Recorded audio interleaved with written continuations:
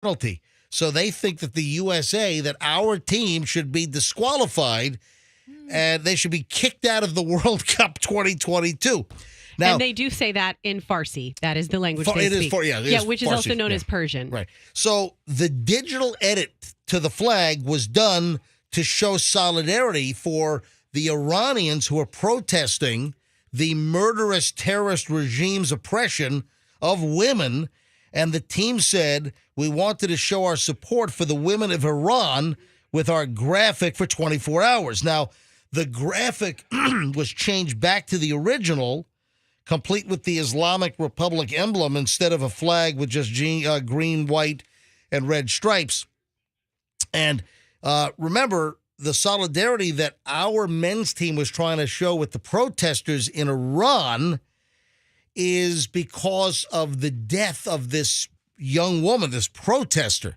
And remember, the Iranian, you got to check this out. The Iranian soccer team, this is crazy. The Iranian soccer team has been threatened by their own government. Yeah. Because the Iranian men's team, they protested in solidarity with Iranian protesters due to the death of a 22-year-old woman, Mahsa Amini, and she was murdered at the hands of the morality police in Iran because she was arrested for not wearing a traditional Islamic head covering, and they killed her. The morality police killed this 22-year-old woman. So the men's soccer team, the Iranian men's soccer team, they had refused to sing their national anthem on TV during a previous game, and it embarrassed the Ayatollah, embarrassed, the terrorist murdering government of Iran. And you got to keep in mind that a lot of the Iranians, a lot of the people, they're opposed to their regime, to their terrorist regime. And you have tons of protests that are going on in Iran. Okay. So our men's team was showing solidarity for the protesters by removing the Iranian Islamic emblem from the flag. And that's why Iran is all pissed off. That's number one. So the men's team really pissed off the Ayatollah and the president and those in charge in Iran, and they started threatening the men's team. They were saying, if you embarrass us, we're going to hurt your family. They threatened the families of the Iranian men's soccer team players back home in Iran. That we're going to hurt your family. We're going to throw them in jail. They were going to be tortured. So the men's Iranian team have been threatened by their own secret police. Is that the Iranian Revolutionary Guard Corps? Is that not insane? It's crazy. I'm still stuck on the clothing. Can you imagine how quickly I would get in trouble or killed for what I wear in circumstances over there? Yeah.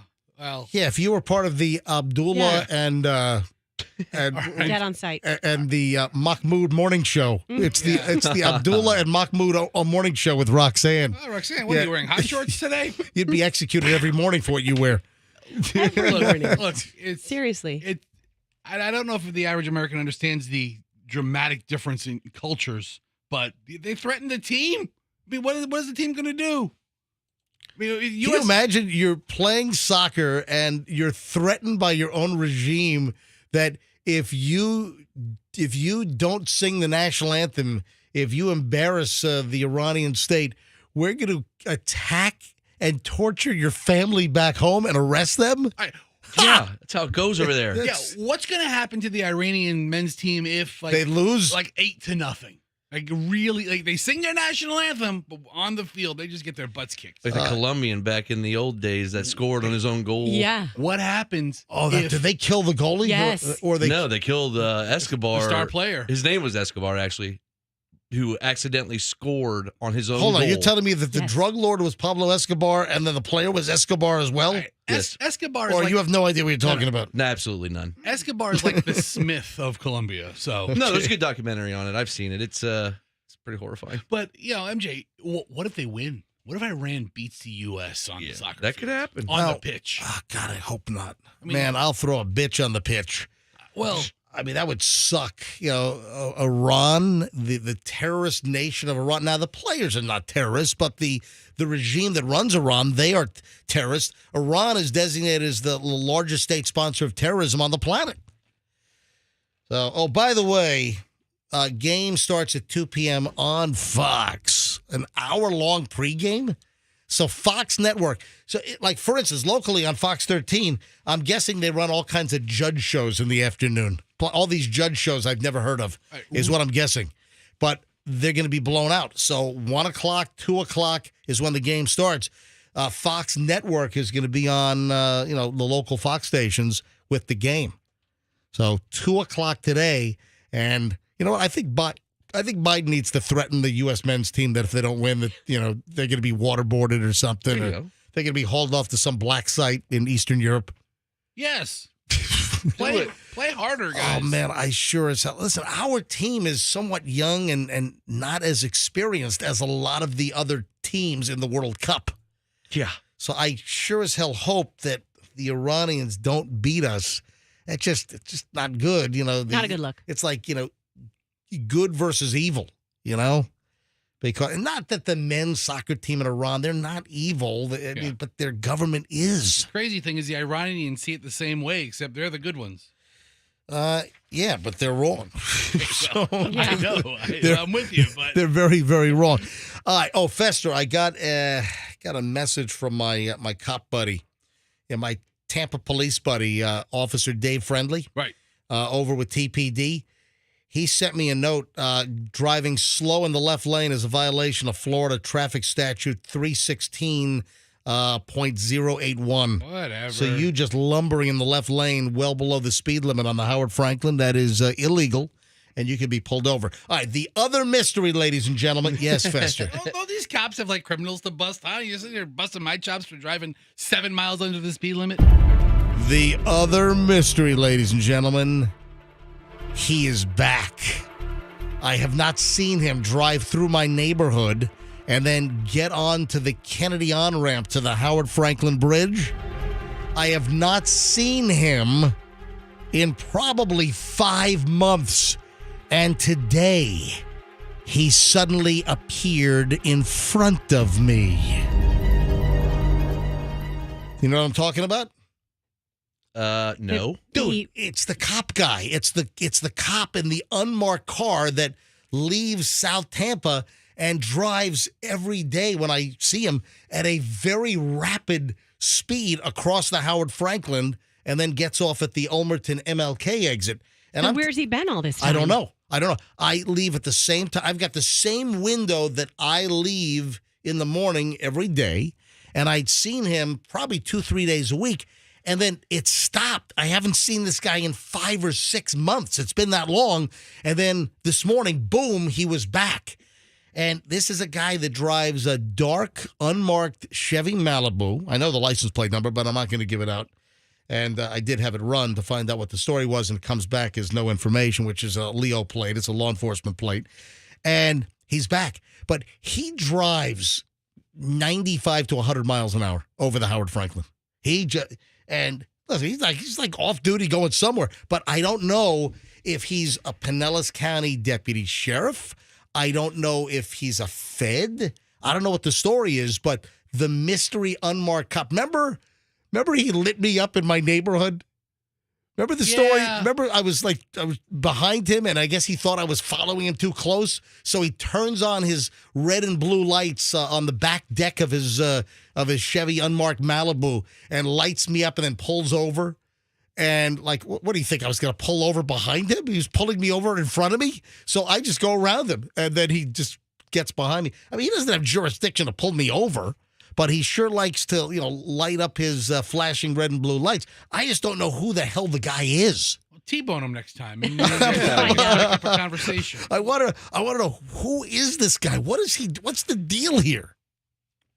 Well, I don't know if he's listening right now because he's probably at the office, right? Or Or maybe he's in his squad cars. No, I don't know. I'm thinking he's probably at the office already is what I'm thinking. But that's the other mystery is who the hell is this guy? And he was gone for 6 months, and now he's back. Maybe he's undercover and he was working a beat, and now He was on a sting. You know what? I'm going to pull him over. Next time I see him, I'm going to pull him over. I'm going to... Citizen's arrest. No, I'm just going to say, hey, who are you? What do you do? Yes, Andrew. Get one of those blue Uber lights. I'll pull him over with an Uber dashboard light.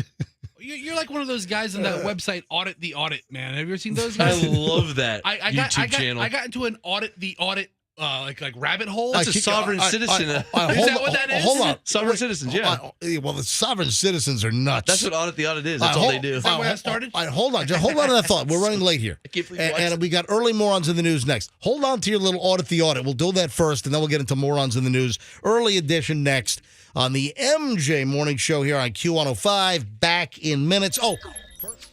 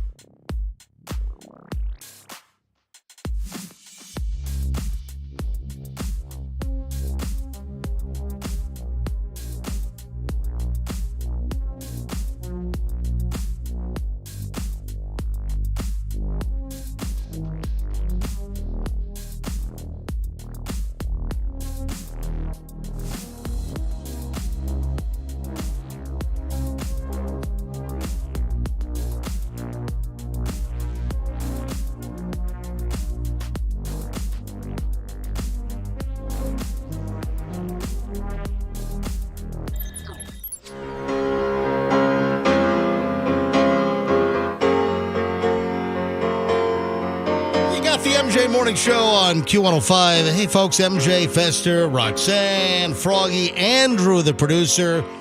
And Fester, before we talk about your sovereign citizen thing, hold on. We got morons in the news. Andrew just informed me that we have a query from a caller that he wants me to take on line 6. All right, I don't know who this is, so I guess I got to say, it's Barbara. Hey, Barbara, welcome to the MJ Morning Show. Good morning. Hi, good morning. All right, so How are you? Barbara, we are fantastic. So you have a question, and you're hoping we can give you an answer. What is the question? I do. Yes. So you're talking about the undercover officer in the Malibu, Yes. and he doesn't have he has a regular license plate. That is correct, yes. So, So why would you pull over? I won't pull over. no, I'm a woman, and I'm not going to pull over just because a car turns on lights with a regular Florida license plate. To me, that's kind of all right, scary. now, he's never pulled me over. The story... I've never been pulled over. Let me give you the deal.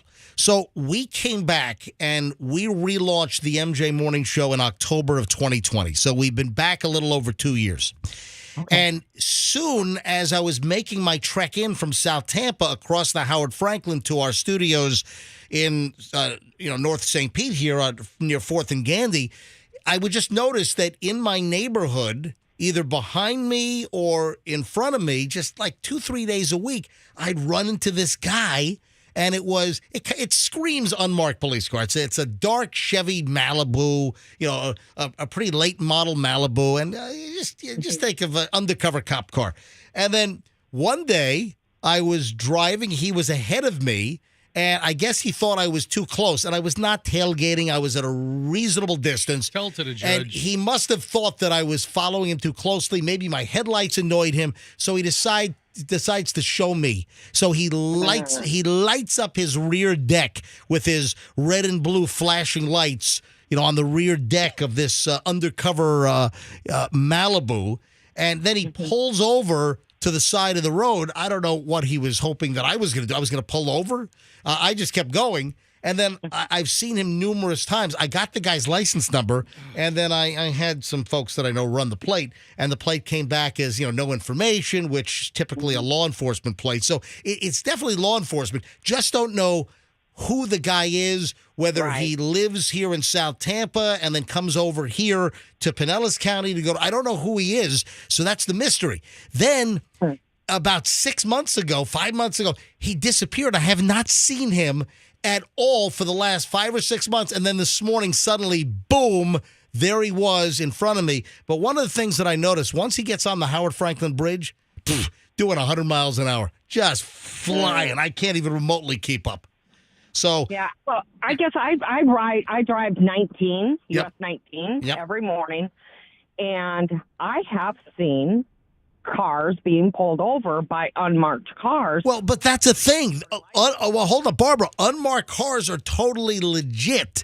And listen, an unmarked car, is going to have the flashing lights either in the grill, or they're going to have the lights up on the roof line, inside, above the windshield inside, or visor, whatever they have. So it's totally legit for undercover cars that are not marked with normal Florida license plates to potentially pull you over. There are tons of them. I've ridden in plenty of these cars doing ride-alongs with the Hillsborough County Sheriff's Office. Not all cars are going to have like one of those yellow Florida municipal plates, so it is okay. Now, let me point this out to you, Barbara. If ever you're pulled over by an unmarked car and you don't feel safe, or you want to confirm the identity, first of all, if it's at night, if you're in a dark place, it is completely normal for you to try to drive to a place that is populated or well lighted. That's number one. So drive to a gas station. But also, people are encouraged, if you're being pulled over by an unmarked vehicle, call 911. Call 911, call and say, hey, the 911 dispatcher will answer the phone. 911, what's your emergency? Hi, this is Barbara. I'm being pulled over by a car. It's unmarked. And they can confirm whether it's one of their cars, whether it's a vehicle for their agency. You give them the location, And police will understand that. An undercover cop will understand that. I mean, you don't want to flee them. You don't want to lead them on a high-speed chase.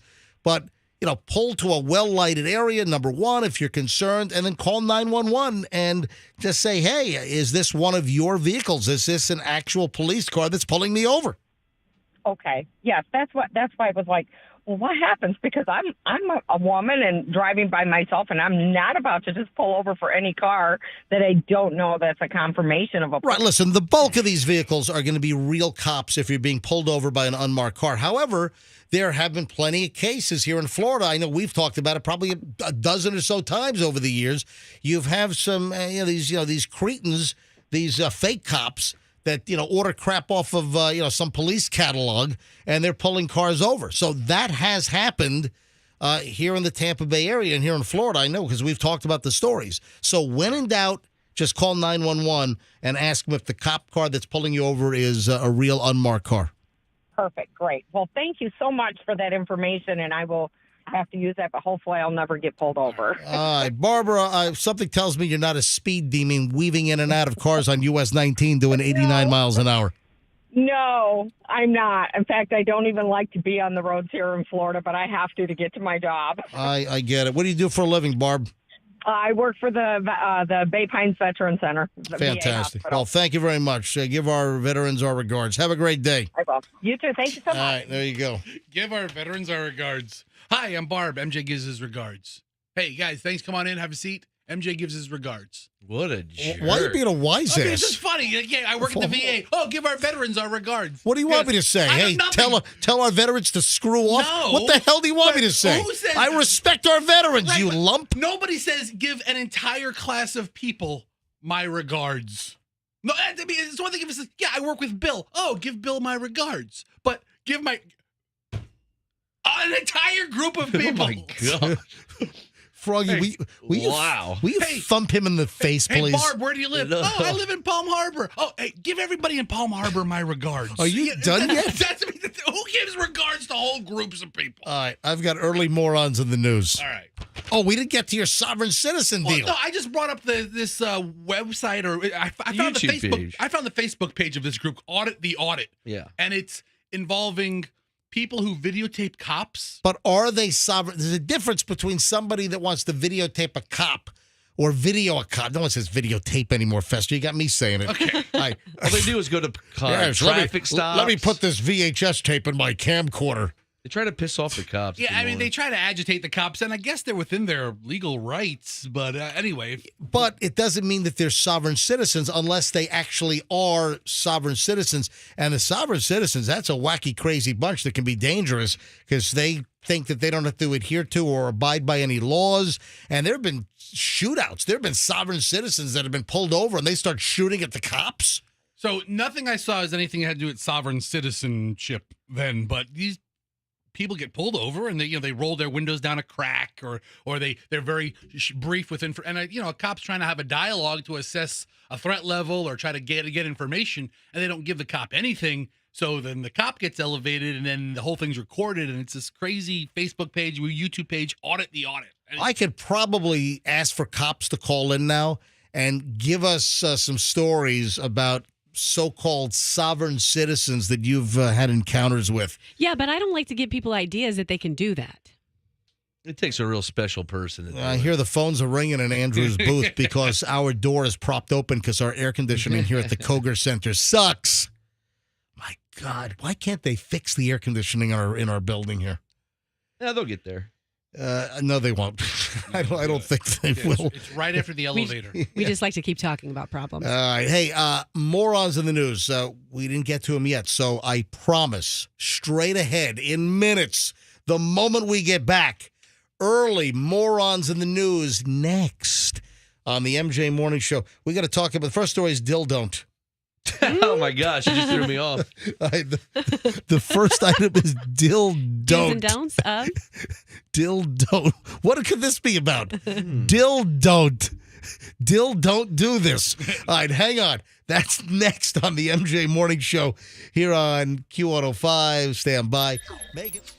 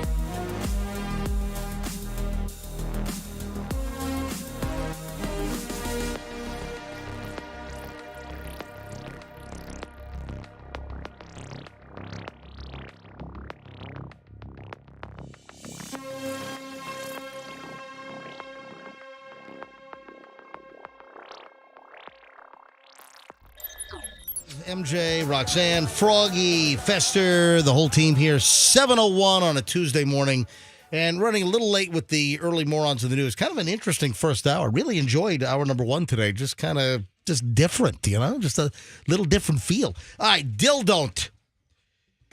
Back to the normal feel. The dill. Yeah. Yes. All right, Dill do's and dill don'ts. What'd you say? Dill do's and dill don'ts. Okay, if that's the way you want to put it. Those would be the two kinds. I love this headline. Smoking gun. Dildon't. Man busted for striking girlfriend with sex toy during motel argument. Nothing beats a motel argument. You ever hear one of those? You ever been involved in one of those where someone in the room next to you got a couple, boyfriend, girlfriend, husband, wife, and they're just going at it? And I'm not talking about the love stuff. I'm talking about, crap it sounds like lamps are being thrown. I don't know if, I can't tell you the last time I've ever been in a motel. Yeah, I haven't been in a motel in a while. Well, I prefer a hotel. What do you consider really the delineation between a hotel, motel, Holiday Inn? A motel is like a seedy, one story, maybe two story place in a movie. Why do you think that all motels have to be seedy? I'm just picturing. Why do you think there's got to be motels. a hoe? Why do you think a hoe's got to be involved? Whoa. A hoe is classy. A mo's a little bit more like. Oh, so hoes are now classy. Yes. Well, in the tell industry, that it is, yes. MJ, I think a motel is a 1 or 2 story structure where doors are on the outside. Yes, exactly. If you open the door and there's your car, that's a motel. Now, I like those old style. My wife hates those. Michelle is scared of those. She does not want the door facing out to the parking lot. Ooh, like the Princess Inn on Hillsborough? Oh. That's a good one. One time we were traveling and we knew it was time to wrap up our driving. Right. So Allison's like, find the next town and find a hotel. You mean because you were yawning and swerving off to the side of the road? So and it was 2 a.m. And I on this like Orbitz or Hotels.com, I see a Holiday Inn Express for like $110. Yep. And I'm thinking. And then if you go in and say, hey, you got the AAA rate, then it goes down to $89.99. So I was like, Holiday Inn Express for $110? No way. There's a Night's Inn for like $98. Not even a big savings. And it was the most disgusting hotel we've ever had. We get a room, we lug the kids up, second story, and there's a guy with a hot plate on the ground cooking hot dogs. Outside? Outside. Of course. I'm like, this place is awesome. What, does he have an extension cord running from inside the room? It was just plugged into the wall outlet in the hallway. Oh. It was. But it was an outside place. It was an outside door. The doors place, were outside. So we had to take. He said hallway. It's not a hallway if it's outside. It was like the staircase area there. He unplugged the soda machine to plug in his hot plate right there. And he's sitting on the ground cooking hot Unplug the soda machine. Allison just furious at me. All right, so let me give you the dill-don't story. There was an argument early Thanksgiving morning, and of course, it's a Florida man. But of course, he threw a sex toy at his girlfriend, and the woman was bruised on her torso, according to the cops that showed up for the domestic battery call. Yeah, they did not confiscate the weapon. The evidence. Yeah, don't throw this at your girlfriend, please. Come on. Investigators say that Christopher Pacito, 45, and the 33-year-old victim were inside a room at the Sun Island Motel in St. Pete here. Oh, yeah? Around 4:40 a.m. when a verbal argument turned into a violent incident, and it became a don't matter. According to the arrest affidavit here, Pacito was packing his suitcase to leave the room. This happened at the ripe hour of 4:40 in the morning. Did I say that? All right, I have to say, this Sun Island Motel looks really cute. Can you bring up the Google reviews? It looks like something straight out of like the 60s or something. First of all, can you go to Google and get off Microsoft Bing? It's this whole thing they have us on now. Listen, just go to Google. Here's your reviews. It doesn't. No, I want the Google reviews. That's the standard, not these Bing things. I don't know what the hell this is. Verbo? Just go to Google. Christ. What do you mean? Just go to Google. Why are you going to like some second-rate search engine here? It's all just relax. Just go to Google. Jeez. I have nothing to do with this computer system. You know that, right? Just if you go to Google now, type in the Sun Island Motel. So there you go, right there. It's on Blind Pass. That's what I. There you go. Oh, that's nice. It's a 2-star hotel. It's got a 4.4 rating. That's pretty strong. It's a beach motel. Okay, so when you think of motels, there's also locations. This looks like something straight out of like the 1960s or 50s or something. The sunburst in. All right, so while this guy Pacito was packing his suitcase to leave the room at 4:40 in the morning, he began throwing the victim's items out of the luggage. So he was wanting to take his stuff and just chuck the woman's things out of his luggage. Obviously, they had some kind of fight. During the process, the woman told police that Pacito hit her with a sex toy on her torso, leaving a bruise. When questioned by the cops, Pacito reportedly admitted to throwing items, but does not exactly recall what the items were.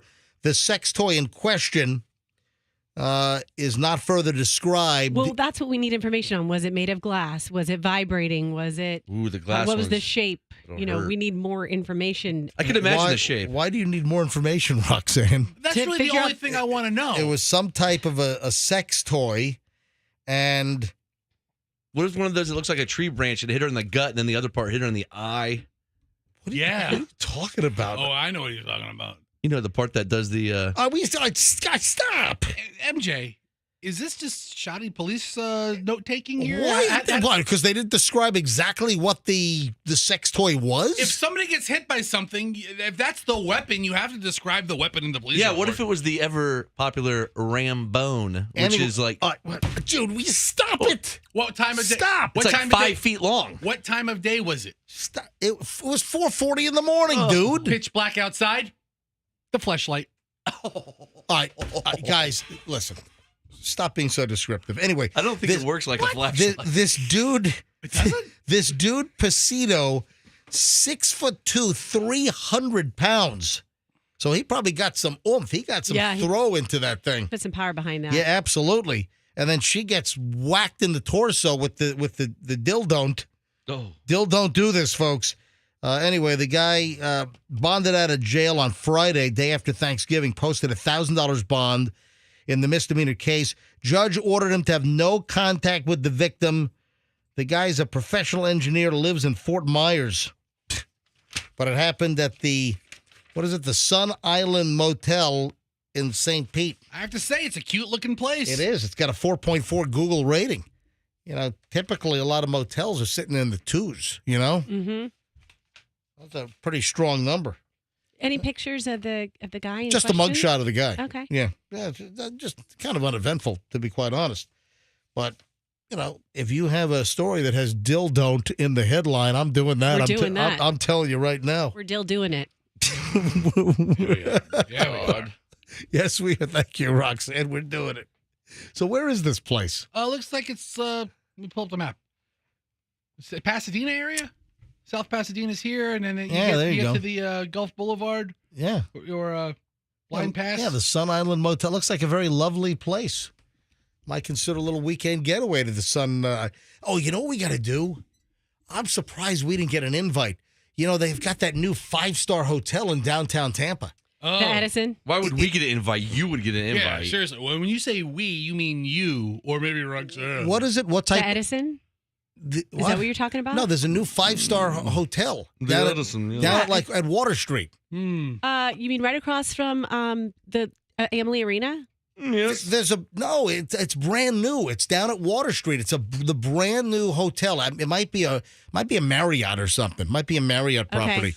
But we've got I think the Addition? The Addition? The Addition. I don't know. I don't know what the name is. I know we have a 5-star hotel in downtown Tampa. The Addition. And I figured we would have gotten like an invite to spend the night, check out one of the 5-star rooms. I stayed at there's an Addition in Miami. I stayed at that one. It's really nice. Okay.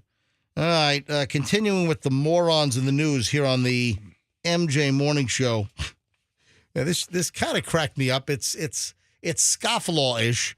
I saw a story in the New York Post, and they have images of all the people that tried to beat tolls by covering up their license plates, but making it seem like it's a natural occurrence. People will take a wet leaf and put it over like part of their license plate, so the license plate readers at the tolls can't get their license plate. I did that. What do you mean you did this? Or a wet paper towel. I put a towel in my trunk when I drove through Chicago. Because they have all these, everything's like a express lane where they charge an extra fee. Oh, yeah. And I especially in a rental car.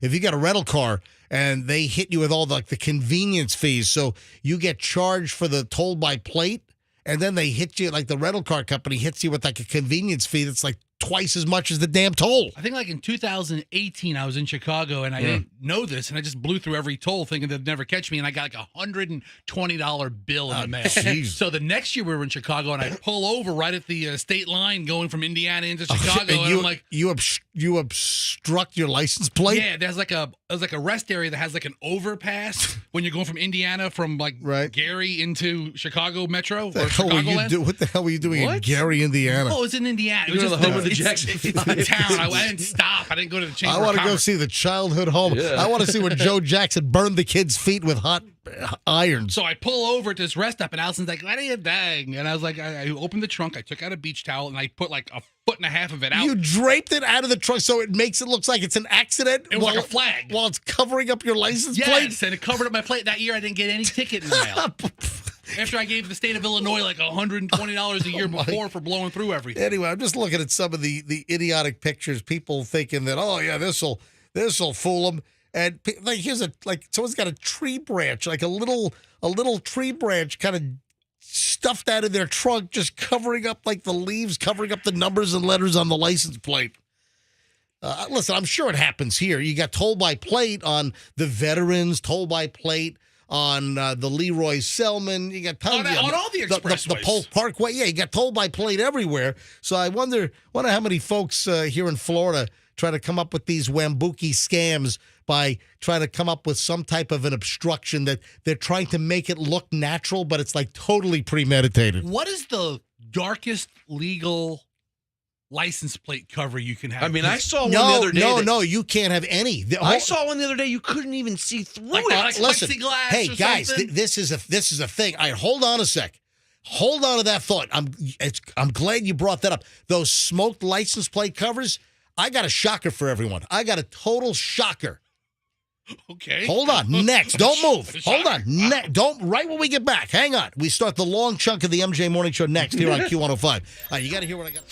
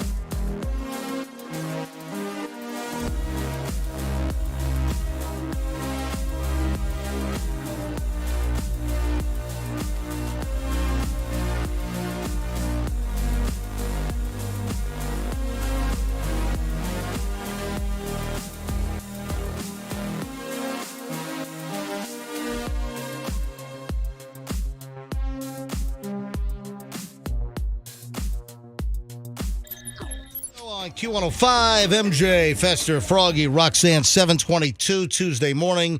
We highly appreciate you listening to the MJ Morning Show, and we appreciate it even more when you tell folks that the MJ Morning Show is back, and this is just some solid morning entertainment. And you're in luck, because right now, roughly 7:22, 7:23 every morning, we begin an hour and 20 minutes of nonstop content. Right now, no interruptions. It begins, bing, right now. All right, back to the license plate discussion from just moments ago. If you're just tuning in, let me just give you a quick little backstory. I had a little item we were talking about people that were covering up license plates to avoid the toll readers. The cameras that read your license plate for the tolls. What do they call those? The cameras? Well, no, it's eye in the sky? A toll by plate or toll by plate. Yeah, toll by that whole deal. And there was a story that I saw from the New York Post that up in New York, people were putting wet leaves on the license plate to obstruct a couple of the letters, or people will take a small tree branch, dangle it out of their trunk, and have it wisping across the plate so you can't see, to avoid tolls. Hey, and listen, you hit the George Washington Bridge, that toll's $17. And then if you're driving, seriously, listen to this. If the George Washington Bridge in New York, and they only collect going one way, they collect coming into the city, not leaving the city. And this is crazy. A tractor trailer, like an 18-wheeler making a delivery, those tolls for those tractor trailers could be over $100 to go across the George Washington Bridge. And I know there was a case where a truck driver, he had some kind of a motorized electronic license plate flipper. And inside the cab, he'd hit a button and it would move the license plate so the readers could not read the license plate, and ding him for $116 for driving across the bridge. Well, that's having a shutter system. That's insane, though. I mean, some of the toll rates are nuts. So we're talking about people obstructing or obscuring their license plates to avoid the toll by plate. And then, Fester, was it you that brought up something like, how dark can the license plate cover be on your vehicle? Then, Froggy, you chimed in. Fester, what did you say? No, I thought, what's the darkest plexiglass cover? Because I've seen a couple of them that are as dark as sunglasses. I could barely see the lettering. Yeah. Would you like to know the shocker here? Yes. Ladies and gentlemen, the shocker is, by Florida law, you're not allowed to have any cover over your license plate, not even crystal clear like glass. You're not supposed to have anything over that license plate at all. And then you got all the folks that want to put these smoked covers. That's like an instant ticket. If you have not been pulled over yet, it's just a matter of time. So if you have a clear cover over your plate, you're probably not going to get pulled over. But technically, according to Florida statute, that is illegal to have any covering over your license plate. But I doubt that many people get pulled over for a clear glass-like acrylic cover. Yeah, but could a cop in Stark or something use it as probable cause to pull you over? Well, I think the whole Stark and Waldo thing, I think that's all back down. I think those police departments were dismantled. Oh, were they? Yeah, with the speed traps on 301. I think those days are over. But seriously, technically no cover at all on your license plate. And if you're driving around with one of the dark covers, if you haven't been pulled over yet, it's just, you know what? Let's go to phones on this. Let's grab a couple of calls. Have you been pulled over? Have you been lit up because of a smoked dark license plate cover? Or are you driving with one and you have never been pulled over? I'd like to hear those stories as well. How long you been driving with a dark license plate cover and you've either been pulled over or you haven't been pulled over? 800-990-1047. Let's go to phones on this. 800-990-1047. Let's go to the license plate cover phones right now. 800-990-1047. That's how you get in. Technically, I don't know if you knew this, you don't own your tag. that tag is property of the Department of Motor Vehicles here in the state of Florida. That's the Department of Transportation, DMV, here in Florida owns your license plate.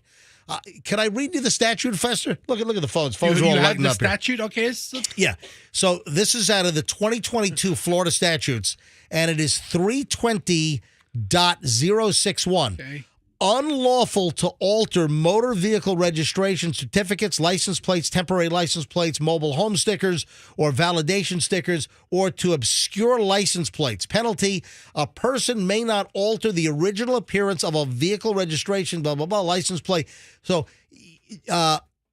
no defacement, alteration, mutilation, or change of color or in any other manner, a person may not apply or attach a substance, reflective matter, illuminated device, spray, coating, covering, or any other material onto or around any license plate. Which, all right. What? That's a lot of legalese. I'm not going to lie. It is. Okay, we get it. You can't cover your plate. Right, but there are people, and we've all seen it. We've seen people that have those dark smoked license plate covers where you can barely read the license plate, and sometimes you can't even read the plate.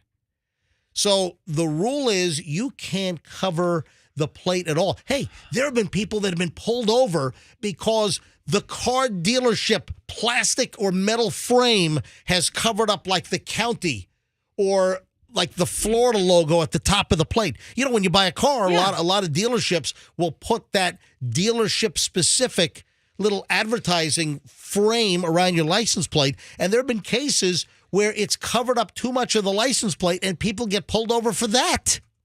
You'd think the car dealers would order frames that don't violate any Florida statute. Car dealers don't care. They want as big a frame as they can. Look at the phones. Every line has lit up here. All right, 800-990-1047. Do you have a smoked license plate cover? Have you been pulled over or have you not and you can't believe it? Or did you not even know that you're not allowed to put a smoked cover over your license plate? All right, let's go to phones. How about Michael in Tampa? Hey, Michael, welcome to the MJ Morning Show. I do not have a cover on my license plate, but I drive a pickup truck, and it's not illegal to drive with your tailgate down. That's right. But wait a minute. With your tailgate down, though, are you obstructing the view of your license plate? Not to a police officer behind me, but to the camera on a expressway system. Right. There's no way to pick it up. Oh, man. So you game the system by driving with your tailgate down, and you don't have a sun pass? You just cruise for free? No, I did it accidentally one time and figured out later oh, crap. And you know what you can do after the fact? Call up and go, oh, I owe you this much money. But no, I do have a sun pass. Okay, you do. All right, Michael, thanks for the call. I don't want to give away like toll avoidance tips. Okay, here, hold on. But Michael, thank you, buddy. Appreciate I'm sure people who drive pickup trucks haven't figured that out yet. Tammy's in Wesley Chapel. Hey, Tammy, welcome to the MJ Morning Show. Hello. Hey, long-time listener. I just was calling in because you at first was only talking about the cover, but I got pulled over for what you just talked about was the Wesley Chapel, the car frame. So, like, I bought a car. Which dealership, like Wesley Chapel Toyota or something? It was Wesley Chapel Toyota, and I just had it on my car as a frame because that's what they put on, and I didn't think anything about it, and I got pulled over, and he said, you're getting a ticket because you're not allowed to put anything around your... And I'm like, what are you talking about? I just have a frame around there. And he goes, you're not allowed to cover up the county or anything. And so I didn't even realize it. So did he give you a ticket? He gave me a warning. He pulled me over for something else, and then he gave me a warning. Was it like a Pasco County deputy sheriff? Yes. Because Pasco County, they don't do a lot of traffic stops, or that's, Pasco County is kind of known for, like, let's say State Road 54, 56, people are flying down those roads. Yeah. Oh, I know.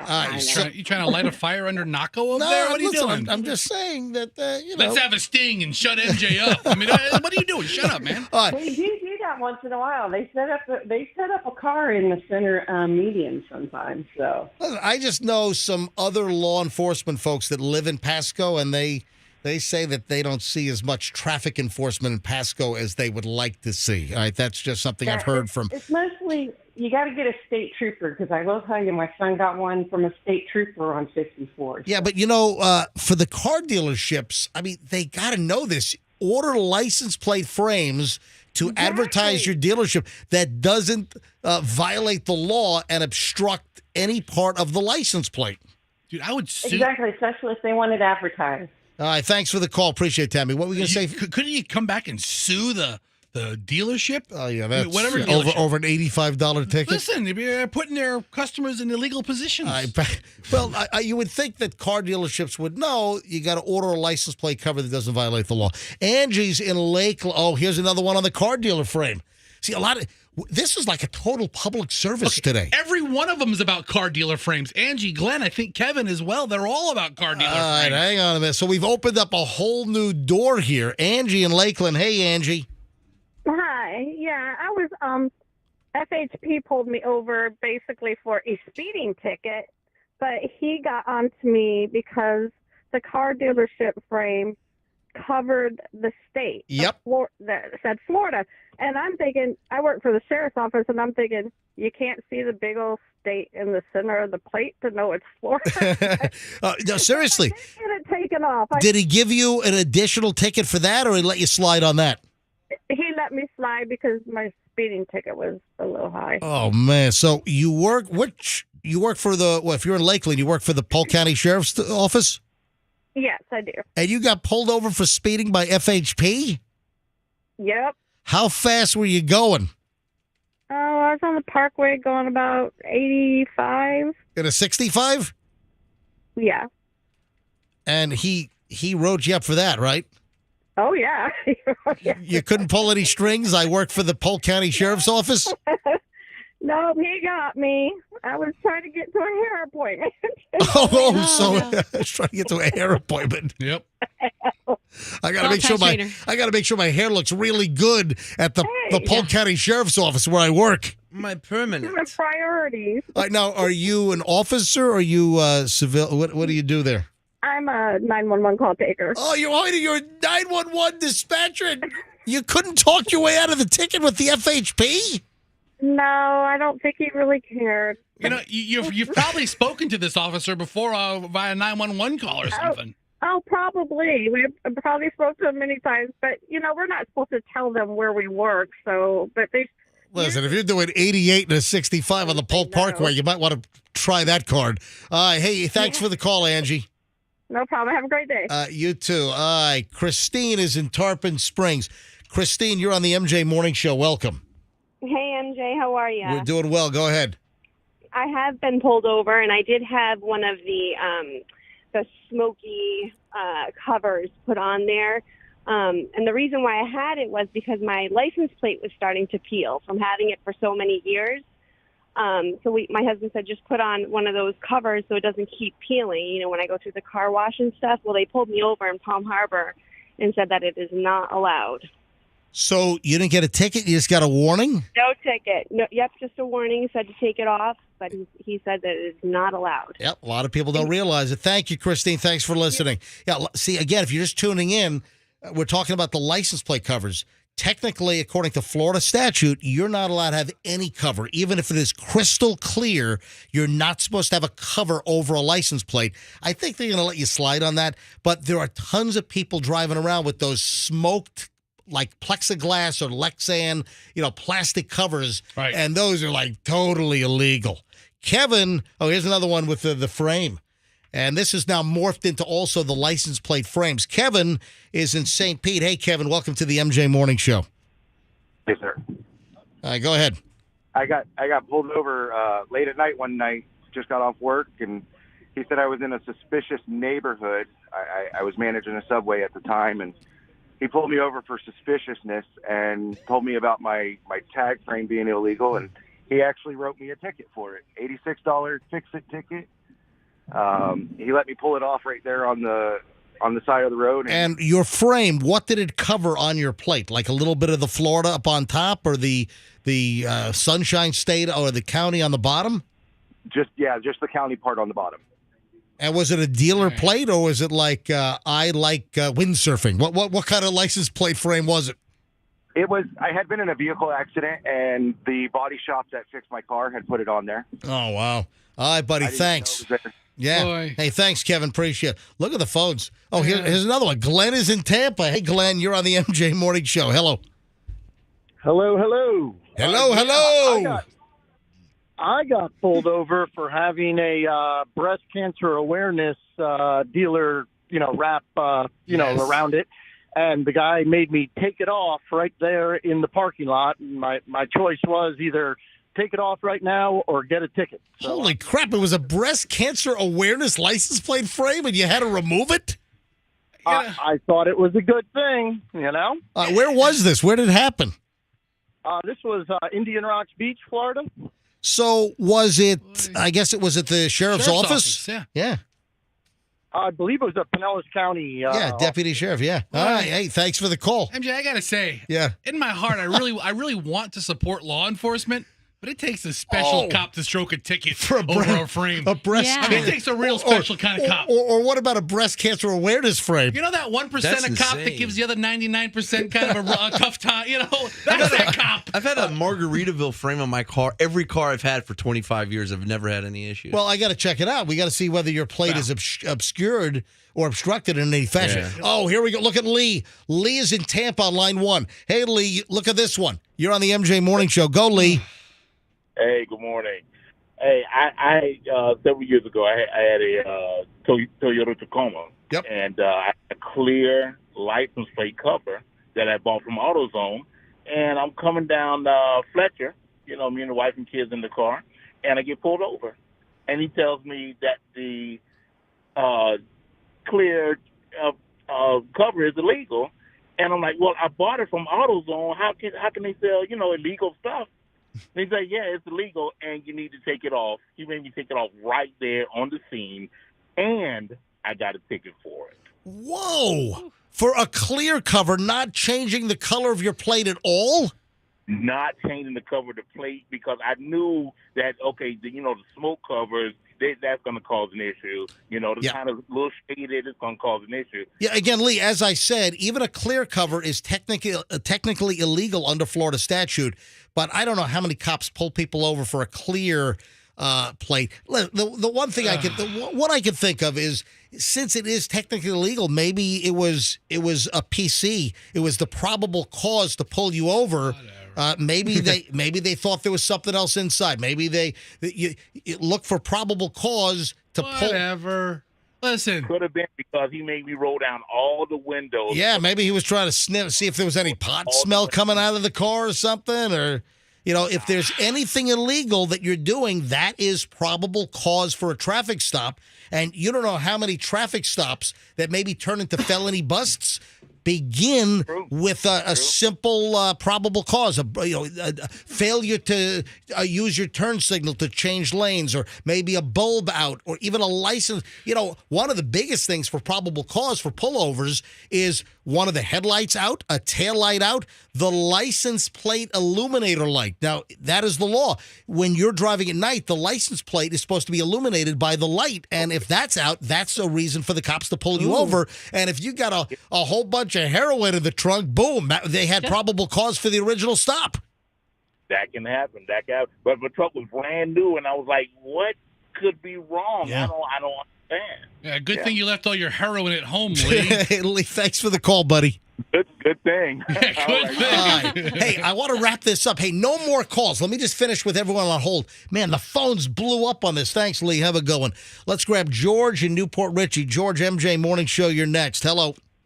Hey, MJ, how you doing? Doing well. Go ahead. I just want to let you know I have a custom pickup truck, custom paint and everything on it. I take it to car shows all over the country. I have a smoked license plate. I have my side markers smoked and my headlights smoked, and I have never been pulled over in any state I have ever driven it in. George, I've been telling you right now, you just jinxed yourself. You're going to get pulled over shortly. Leave your heroin at home, George. George, thanks for the call. Floyd is in Sefner. Hey, Floyd, MJ Morning Show, you're up. Hello. Hey, bud, what's going on? Go ahead. You're up. Thanks, Floyd. Yeah, so I did get pulled over. It's been a while, but pulled over for covering the county.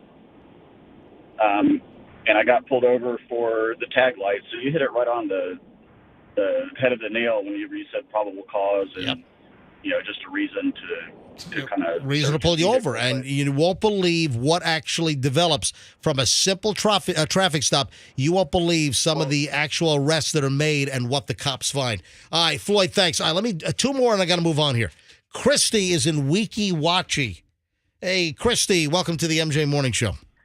Good morning, MJ. Mine's different, a little different scenario. I was not driving my vehicle. This was not my vehicle, but it belonged to somebody that was a state cop. So that's why he had the dark cover on it. But since I was borrowing it at the time I was driving it, I got pulled over. So I explained to the cop. I said it's for his protection. He's a state cop. He deals with criminals. So as a protection, the cop was like, okay, I understand, gave me a warning. He goes, but he still needs to take it off. I'm like, well, I'll tell him it's not my vehicle. But yeah, isn't that interesting that even cops can't use it to protect themselves? I'll say. Yeah. Froggy, Froggy, what are you doing? You haven't said anything in you haven't said anything in 15 minutes. He's being You entertained. tuned me out. Yes. You absolute insane person. All right. I just want to say, oh, thank God you answered. Oh, thank God you've answered. Thank you. Thank you, MJ. Christy, is this Christy? Oh, Christy, thank God you've answered. Thank you. Oh, Christy, what have you done? Christy, have a great day. Hey, do you want to talk to my big fat kid, Chauncey? Oh, God. Yeah. Did you wrap them up and try to mail them this time again? Yeah. Christy, have a great day. All right, final call on this. We got to move on. George is in Tampa. Last say, George. Go ahead. Hey, good morning, MJ. How y'all doing? Doing well. So I'm the one that used to read the license plates. I don't know if y'all know, but back in the day, 5 years ago, they read them in the state prisons. I don't know if you know that. They actually read your license plate in the state prisons. They send them into a queue, and that's how they bill you through. Well, hold. You're talking about the license plates that are read by the cameras for the toll by plate. Those are read in the state prisons? That's correct. All the Florida state prisons, any toll by plate, they have a contract with Pride. And what are they pay the prisoners, 12 cents an hour to do that?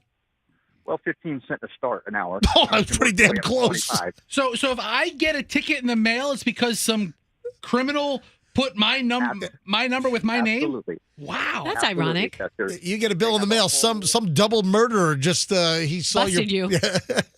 No, it's not. No, it's not busted. It's you put it together. It's told by plate. It's not. Yeah. So George, hold on. Did you say you were in? About 5 years ago, yeah. Why were you in the big house? What did you do? Drug possession. What kind of what was past life? Say it again. That was past life. Marijuana. And then how long did you do? What kind of stretch? 5 years. Wow. What? Hold on. How much marijuana did you? We just got Froggy's attention over here. Would you have, it was my third conviction. So. But were you distributing? Were you selling? Yeah, I was. Obviously. At one time. Wow. All right, but you've totally straightened up, and now you're on the straight and narrow. You're a productive member of society. That's right. I ain't got nothing over my license plate. They can see it. They can stop me if they need to. Awesome, George. I'm glad you straightened things up and turned things around. That's great. Appreciate you guys. Love you. Bye-bye. Love you. George used to read the toll by plates in prison. I didn't know that. And I was joking around. I said, what do you get, 12 cents an hour? 15 cents. Started 15 cents an hour. Yeah. Did he say you can go up to 45? I mean, I guess with seniority and good job performance and some good reviews and good behavior. Wow, unbelievable. Hey, we've gotten a correction here. Yeah. You only need PC. Cops don't need PC for a stop. You only need reasonable suspicion, which is a much lower threshold. So all the cops I know, they call it PC. And my wife, a former state attorney, they all call it probable cause for PC is only needed when arresting someone. No, probable cause for the pullover. No, it's called probable cause to pull a vehicle over, and it could be any violation. Take it up with this guy in Sarasota. Okay. Both of you guys. I'm just telling you what he says. All right, listen. All right. Thank you, Texter. Before I get to this little dating issue, it's 7:47. You know what? Let me do the dating issue first. Then we got to follow up with Roxanne's meltdown yesterday because I want to know if there's a resolution. What? Do we? Did she find her book? Yes or you know no? what? Let me just deal with this now. So Roxanne was in meltdown mode yesterday. She couldn't find her life. Roxanne has a little diary book where she keeps everything, all of her phone numbers, all of her notes, all of her to-do stuff. She has these maniacal scribble pages where she draws like it's some kind of crazy maniac wall out of some kind of slasher movie. Mm-hmm. She's got words written at all corners, just jumbled together. It looks like a serial killer book. All right, so this little book of yours with notes and all kinds of personal information, this is like your personal day runner in a white notebook, and you lost it. Yeah, and guess what? It's gone. It's not coming back. Holy... Someone else is living my life. They've got this book, and they've cracked the code, and they've got the blueprint to my brain, and they're going on with themselves, and I don't have it anymore. Someone stole it. A thief stole it. Where did you lose it? I don't know. Someone took it. If she knew where she lost it. It's nowhere in my house. It's nowhere in my car. It's not around this building. Did you leave it on an airplane when you went to the Bahamas? No, I did not have it with me. I lost it last Monday. So I have moved on. It's in the past. The only bad thing is whatever's in there that I can't remember could be important details. Do you have nasty things about me or Fester written in there? Yes. No, just Fester. Yeah, she has a whole chapter dedicated to me. Picture of a big fat pig with swords stuck in it. Is this one of these nice? I've never seen this book. I don't think. Yeah, she showed it to us. It's literally scribbles. You know what? Yes, I've seen a page, but I don't recall seeing what the actual book was. I know that you showed us a page, and it was the scribble page where literally you had maybe 12,000 words written all oh my God, look at this. This is an old one. Hold that up. Let me see that. Hold that up. So she has all kinds of ramblings. Yeah, show it to the camera. And quick brain droppings, and she just cuts everything down. And then she goes back and she starts crossing it off. So that's what I did. I found my most recent one prior to the white notebook I've been carrying Now, how around. much information is still valid from that book? Oh, it's still valid because, it's just goals. And now, what could be in the book that you lost that someone could use against you, or that could be a violation of your privacy? Well, I just don't want people to misconstrue. Like a lot of things I do in that book, if I hear voices in my head, ideas for books and stuff, then I'll write stuff down, like inspiration. So I don't want any of that to be misconstrued. Roxanne. It's not creepy voices in her head. Roxanne. It's characters. I've been watching you.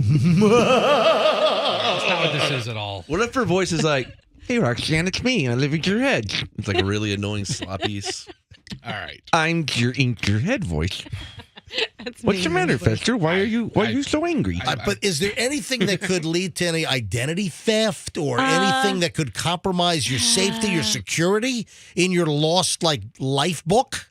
Well, I don't want to say that if the thief of my book is listening. It's probably somewhere at your house, or maybe the kids stashed it or something. You just haven't found it yet. I mean, you don't know if somebody deliberately stole your book. That's what I'm going to assume right now. Okay. So you think that somebody targeted you and stole your book? Because I think whoever has it could have figured out who it belongs to and would have returned it. Are there any deep, dark secrets in this book? There aren't secrets, but it is a window to it's like to kind of like a She diary. acknowledged that she writes private thoughts in this book, so I mean, it's not a secret. But if I had a book that I wrote private thoughts in, I may not want everybody reading it. Is it like, today I had such bad gas?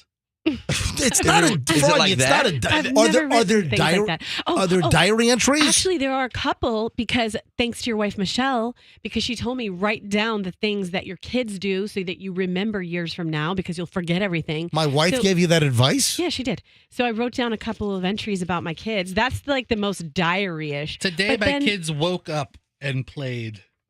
and had It's more than cereal that, for Fester. breakfast. Yeah, no, it's Today, like my things that kids you- screamed like banshees. Hey, by the way, I'm glad you brought that up. Yes, what? For as much banshee screaming as you claim that my kids do when we're talking on the phone, Yes. we talked this weekend and they didn't scream. You didn't hear any screaming Sunday morning. And yesterday, Why did I speak to you? Wait a minute. Why did I speak to you Sunday morning? I don't know, but we talked on Sunday. About what? Who knows? The website or the text line or something. We were trying to get the bounce Yes. back done. Yes. Which we couldn't get done. We have the technology, but we can't seem to make it work. All right, so yesterday, MJ, for the last segment of the show, Roxanne kind of got kid dropped by Doug the slug over there. He just kind of dropped Doug the slug. He kind of dropped the kid That's off. not nice. Well, I mean, Is that the new nickname? Doug? Dig Doug, Roxanne's fiance, is now Doug the Slug? So How have you not come up with that? And Slug. I had that name reserved. How is it Doug. Doug's great. I had that name reserved for another Doug, but listen, Doug the slug comes by and hot drops. Slug would be like a slow moving creature. He's Dig not. Doug. All right, so Dig Doug Yeah.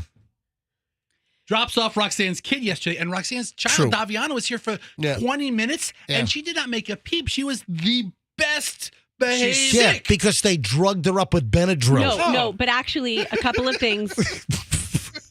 Froggy, that was private information, so thank you, HIPAA, please. Oh, sorry. Hold on, what did you? Um, Well, hold on, what did you say? He Nothing. said I something can't say it again. No, what did you say? I will not say it again. No, what did you say?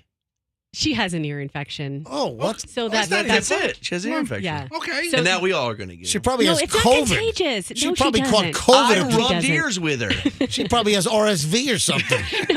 No, she's not contagious. But in any case, she didn't say a word because I said, Doug, tell her when she's in Mama's studio, she can't talk. She was so good. And she didn't say a peep the entire time. Yeah. So Very well much for done. the banshee kid theory, MJ. Your young daughter was very well behaved yesterday. I will give you that. As she was sedated with medication, suffering from a traumatic ear infection. I believe that she was all Benadrylled up good. No, she wasn't. I think she was. And I have a question. I heard that Doug gave her 5 times the recommended dose He rubbed some whiskey on her lip Yeah. because does it make you feel better for Mama? on her gums. Rubbed some whiskey on rubbed it. some barrel-proof Elijah Craig on her gums before she brought, plus the Benadryl. All right, what were you saying? Froggy had a question. I was going to say, didn't he have a business meeting yesterday? That's what happened? Yeah, I think so. It's Because somewhere. he came in here looking like he was ready for like a little league coaching gig. That- He was that's- wearing a base. I'm like, that's what you wear to meetings, bro? That's all he. like, yeah, that's that's his it. uniform. That's it. That's it. Yeah, that's what he wears a baseball hat and Wow. whatever shorts. I don't know if he had shorts on. All right, he had, did. Yes, he had clothes on. we got to move on. I'm running a little late here. We got to move on to the dating thing. Okay. Now, I don't think any of us have been on dating sites because, We aged out. we've all been attached Right. after like the dating apps and sites got popular. Weren't you on Ashley Faddison for a while? Who, Fester? Yes. Ashley Faddison. Yeah, but that was a website that only matched you with food you wanted to have relationships with. And Allison's like, listen, you're really eating too much pulled pork. You have to get off Ashley Faddison. That's terrible. Ashley Faddison. That's hysterical. That was your match? Pulled pork? Pulled pork was my match. She's like, if you're gonna keep eating pulled pork, you're gonna be pulling your pork. Honey, And I'm I'm like, on "Oh." Ashley Faddison. It told me. What's that website you're looking at? It's Ashley Faddison. Don't put our credit card in there. Is Ashley Madison still around? I don't know. Because remember, they got in trouble. Remember, there was a whole data breach, and there was some high-profile people that were discovered that they were on. Because Ashley Madison, A bunch of people. that was the website or the app. That was the one where, like, people would secretly be looking for flings on the side. Yeah, little it's side ride action. supposed to be the the affair website. You know, Yeah. Your little secret deal. I guess it's still running. I typed in Ashley Madison and it's still functioning. And look up Ashley Faddison. Is that a site? There's no Ashley. Come on, type it and see what happens. type in Ashley Faddison. And if nothing happens, then you need to buy that website right now. Go to GoDaddy. Ashley Faddison. Have an affair with food. No, it might be available. Let me go to GoDaddy. Go to GoDaddy Great and see if business model. Ashley Faddison is available. You know, right somewhere there's a big girl named Ashley, and she's like, I hate you guys. I got to see if it's Can you available. type? GoDaddy.com. Yes. Hold on. Fester is an imbecile when it comes to typing. And yet, amazingly, here we are at the We're on website. GoDaddy. Type in the domain you're looking for. Ashley, Ashley, Fattison. You could have a food affair in every city that you travel to. It's available. Oh, you misspelled it. Look at the Ashley. Dude, you spelled Ashley wrong, you moron. I put an E in there. Yes, Ashley. Ashley. It's still available. ASHLEY Fattison is available. It's available. You want to buy it? Buy it? What are we going to buy it for? You want to start with it? Yes. I don't know. It's just fun. Like, have an affair with food in every city you travel to. Your food affair site. Fester, this is your new career. Fester. You're running a Chubby Chaser website. Roxanne just threw her credit card at me to buy it. Roxanne, what if we made a site for big girls, huh? I love it. All right, moving along. Speaking of the dating thing here. Yes. Roxanne took her credit card back. She's like, I'm going to buy it then. You're buying it? But it'll be better if Roxanne does it. I just like buying websites. Okay. How many do you own? Like 50. You what? Roxanne? You own 50 websites? We're on the radio. You better buy it quickly. Wait a second. Is this like your... Hold on. What sites do you own? Oh, I don't know. Like, give me an example. I've got like 5. You said you have 50. You have 5 or you have 50? No, I'm saying I have like 5 different logins with GoDaddy, and so each of them has like I don't have 50. I probably seriously have 20.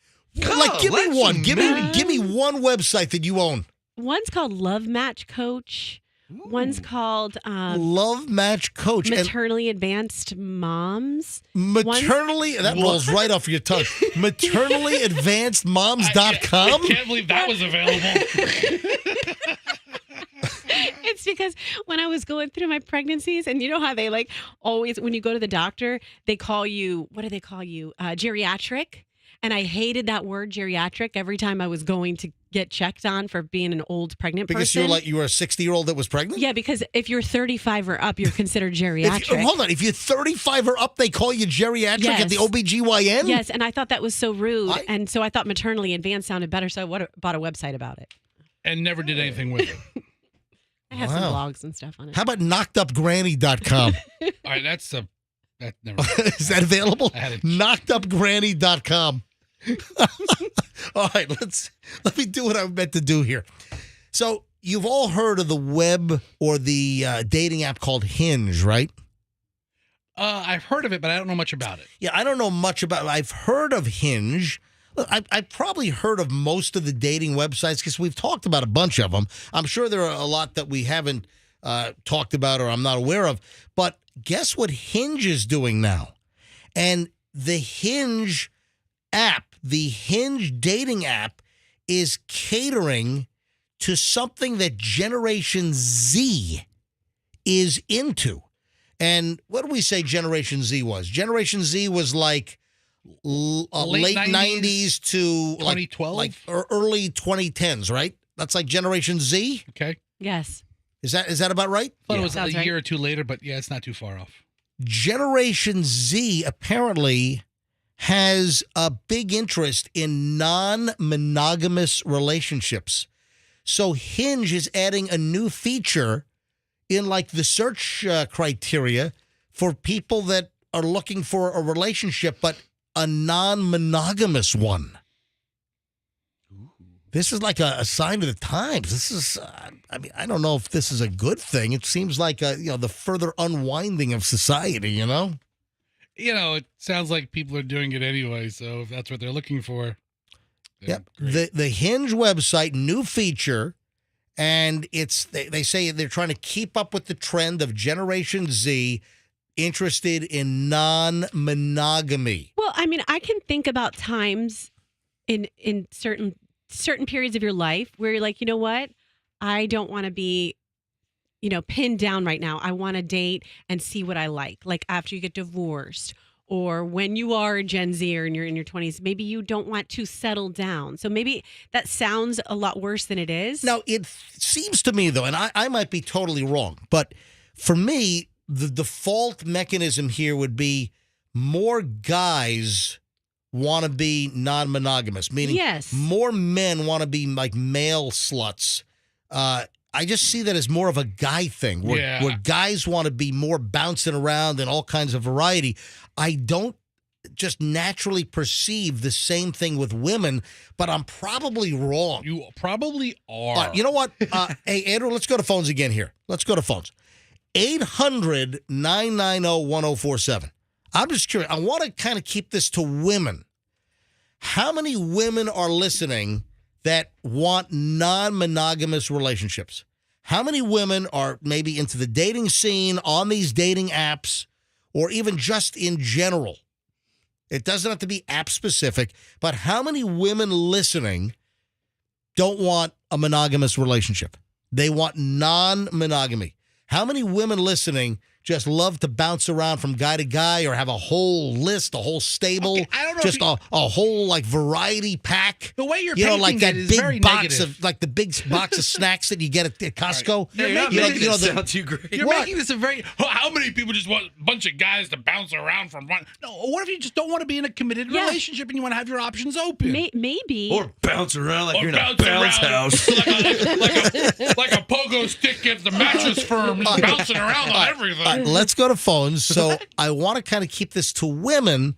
How many women listening are on dating apps or just dating in general and just don't want to be tied down, and you love just dating a lot of different guys and you don't want monogamy?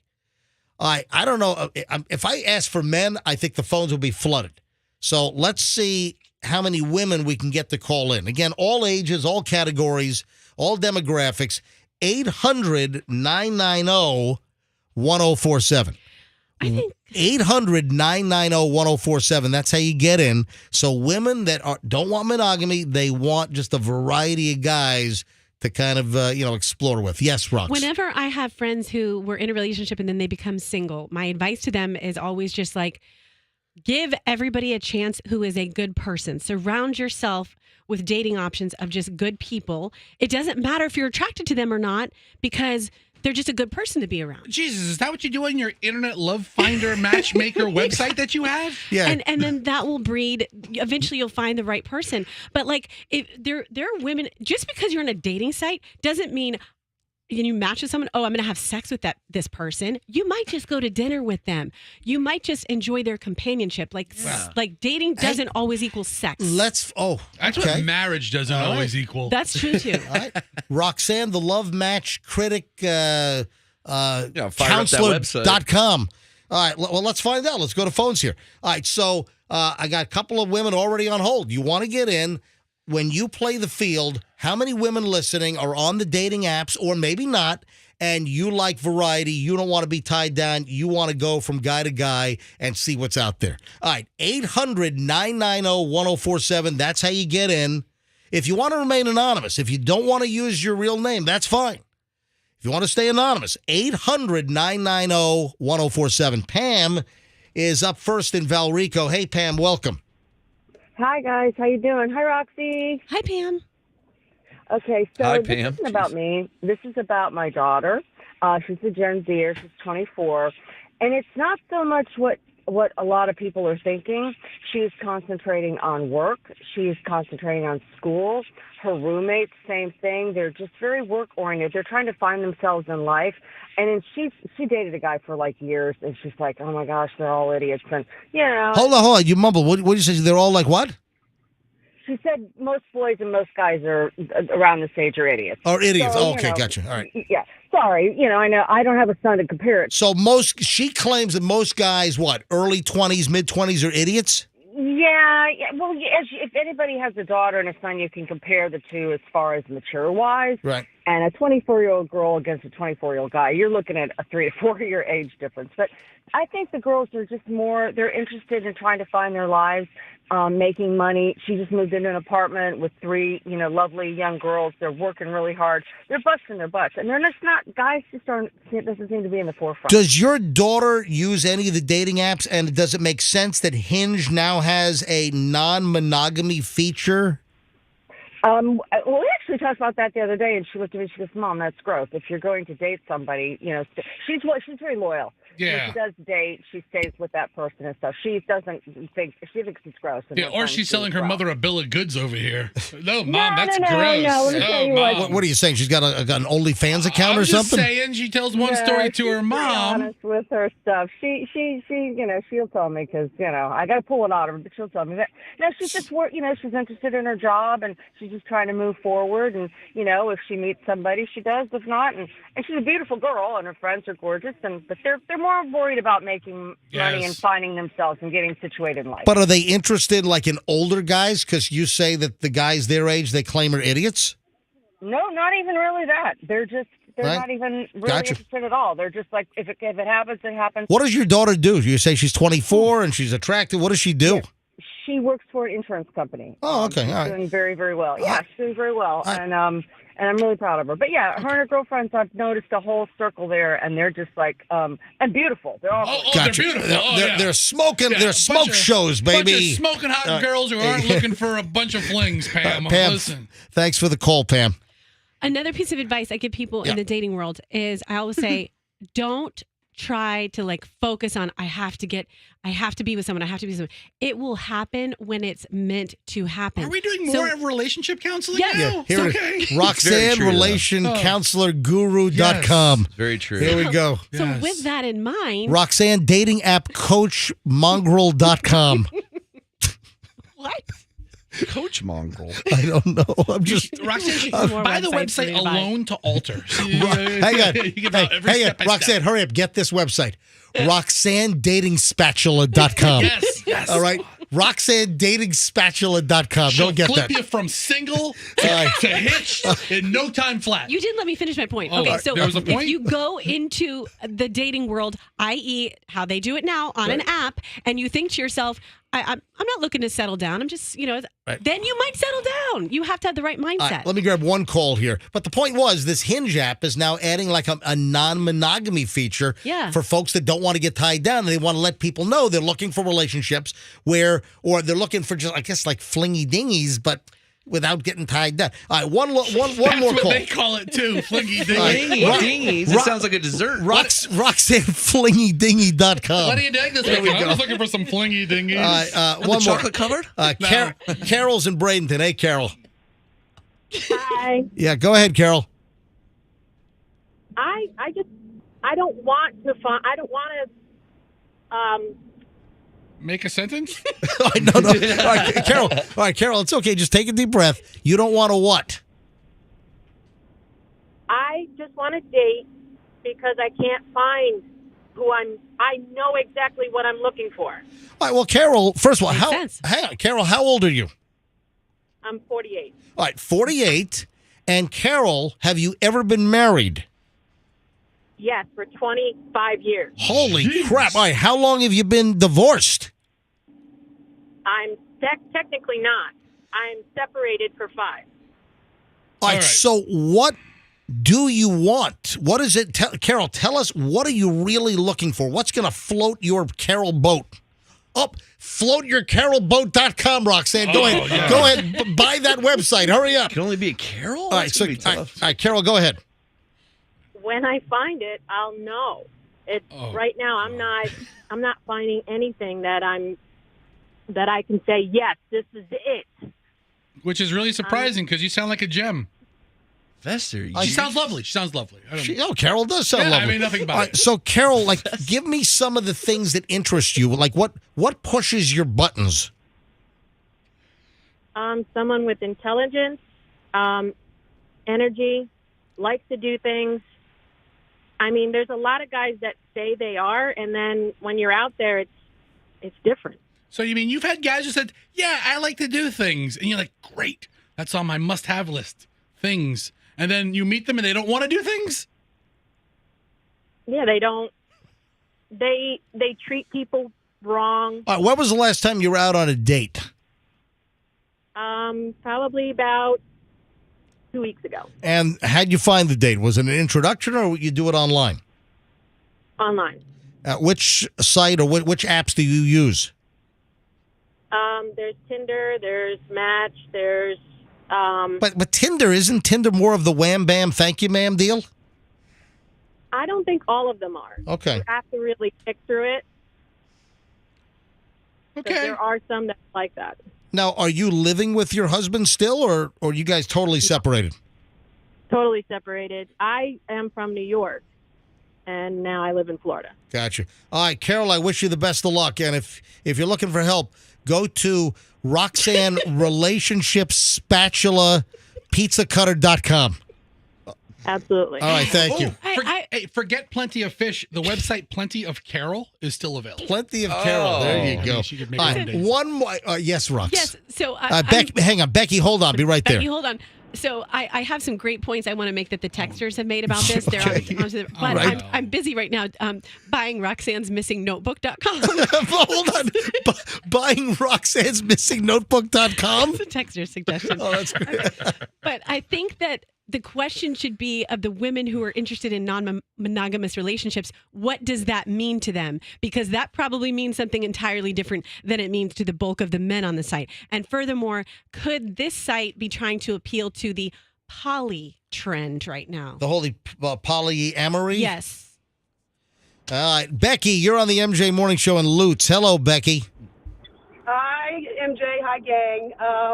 I've been in the lifestyle for about 15 years. Hold on. What lifestyle have you been in? I've been a single female in the swingers lifestyle. All right, hold on. Listen, Becky, can you pick up the phone? You're a little distant with the hands-free. Is that possible? I will. Yes. Try to make it a little clearer here. There we go. Yeah, a lot better. Sometimes the lifestyle hold is on. that she needs both of her hands. So, Becky, you're a swinger? Some would say I'm a unicorn in the lifestyle. Oh, wow. So What is, hold on, is that code? What does that mean? What does unicorn mean? She doesn't have a partner, right? I'm a bisexual female. I thought it meant you had something coming out of your forehead. I mean, No, not quite. So what I wanted to get at is, in the past 15 years, I have had 2 long-term relationships with a man, and both times those men cheated on me, and there was no reason to. We could have had the conversation and went from there. So now I'm just, I'm in it for the fun. If it turns into a poly relationship, which means possibly another couple, a long-term relationship, I'm okay with that too. Becky, how old are you? Yeah, I am 52 years old. Gotcha. Nice demo age. All right. And when was the last, couples relationship? Have you been in, a relationship with a man and a woman? I have. It's been a few years, and we're still friends. Wow.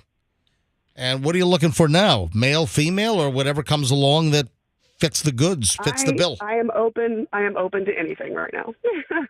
Wow. How about Ashley Faddison? I am on OkCupid as a single female, non-monogamous. What about Tinder? Do you mess with Tinder? I did in the past, but I had to shut it down because it was just too much. Too many dates, too many guys just, basically wanting to hit it and quit it. Hit it and quit it. There you go. All right. Hey, Becky, thanks for enlightening us and thanks for listening. Right on. Thanks, MJ. Bye-bye. Look at that. Man, I tell you, our callers are just fantastic. Good perspectives. Yeah. Anything else via text line before I move on? Anything else enlightening? I'm in deep as a relationship coach right now with a bunch of people over here. So, yeah. Roxanne, the relation coach. Hey, we're all set up for our holiday morning show party for what, Saturday night? Yes, Saturday night. 6:4. Yes. Mm-hmm.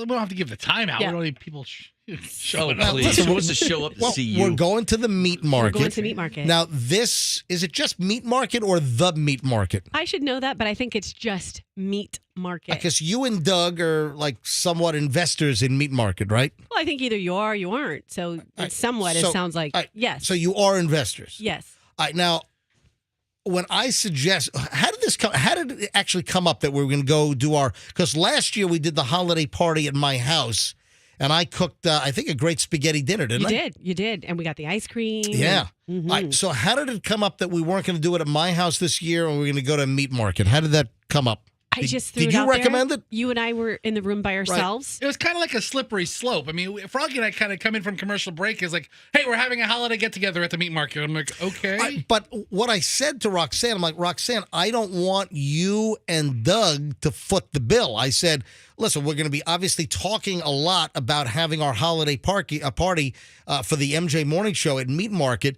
and they ought to comp us. I don't want to see you guys hit with like $1,000 check at the end of the night.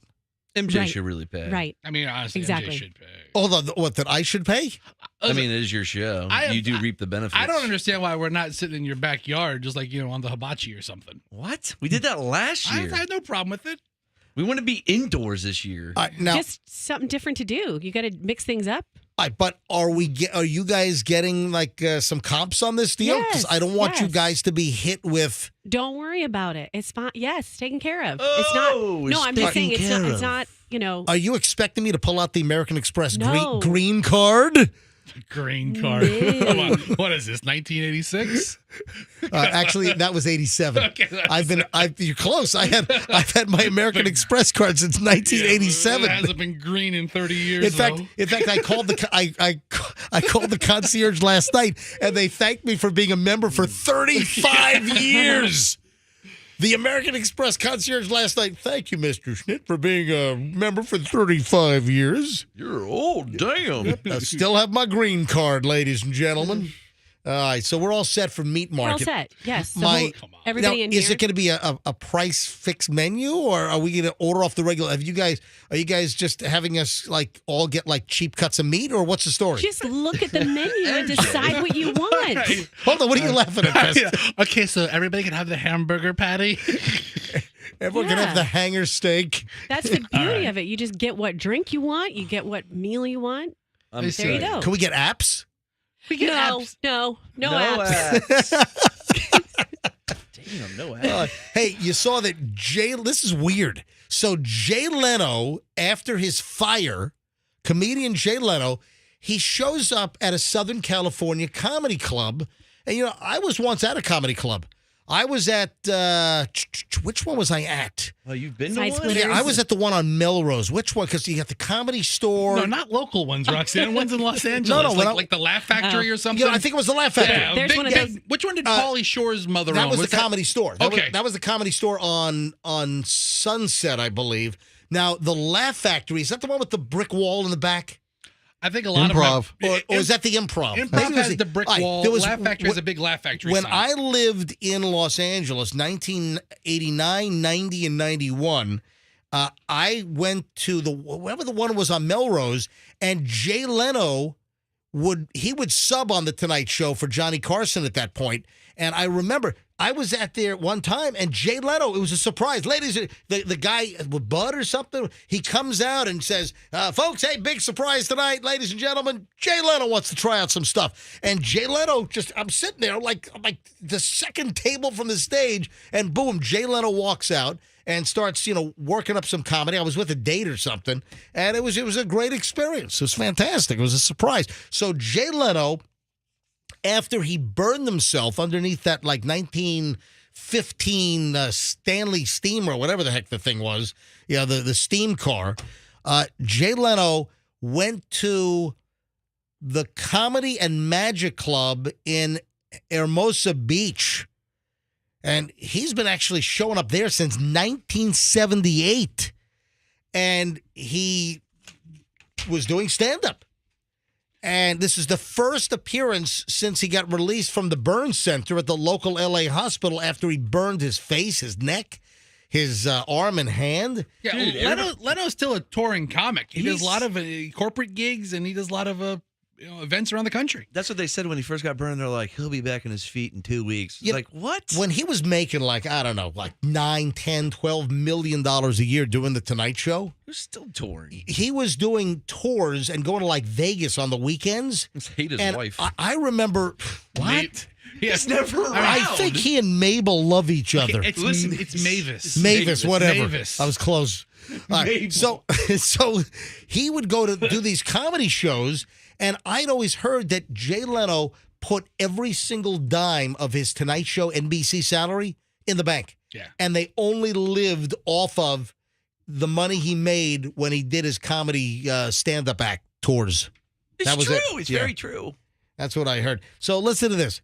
Jay Leno is walking. This is real. This is real audio. Jay Leno on Sunday night was walking into this club. All the media must have been tipped off that he was going to be there because all the cameras, all the TMZ, paparazzi, everyone's outside videoing Jay Leno. And as he's walking in, he's talking to the media about his first stand-up act show, since the accident. And here's cut one. Listen to this. No, we got 2 shows tonight, regular and extra crispy. Okay, thank you. And then tell you something. And then the cameramen have to laugh at that because that's not funny at all, Jay. That is pretty funny. Come on. He just got burned. And 2 shows tonight, regular and extra crispy. All right, you're right. He just got burned. Dude, that is funny. All right, he just got burned. You're right. No, we got 2 shows tonight, regular and extra crispy. Okay, thank you. I tell you something. I've been working on that the whole time. Hey, you like that? Yeah, when they were taking me over the ambulance, I wrote that joke. Yeah. And then here's another one. Never thought of myself as a roast comic. Hey, thank you. Thank you. Good night. Oh, gosh. What is he, at the Friars Club? He's doing Grossingers this weekend up in the Catskills. So when we went on our honeymoon way back in like 2001. Right. We went to. I pulled out a globe of the Earth, and I was like, Allison, pick anywhere on the globe you want to go. We'll go there for our honeymoon. She picked Hollywood, and we went to California for our honeymoon. And Allison picked Hollywood for your honeymoon? Anywhere on the globe? Hold on, you would have taken it to Bora Bora or Tahiti? I could have taken it anywhere. Man, you're doing well. She picked Los Angeles, California as our honeymoon destination. Oh. So anyway, Leno is in the same motorcycle club as like Allison's uncle in Kansas.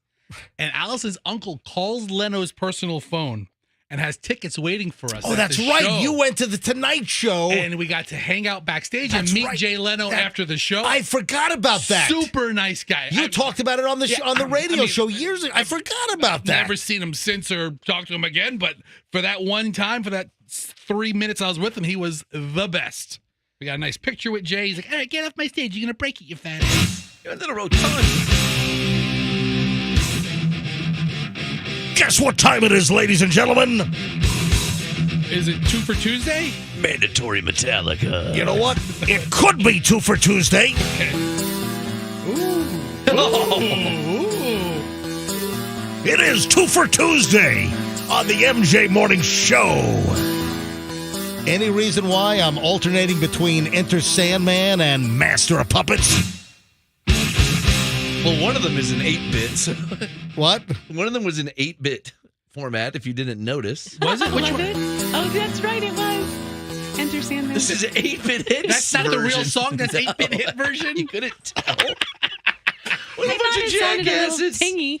Well, we asked Andrew to pull the songs. I guess he just pulled up the 8-bit hit version. Yeah, that's fine. He doesn't know. All right.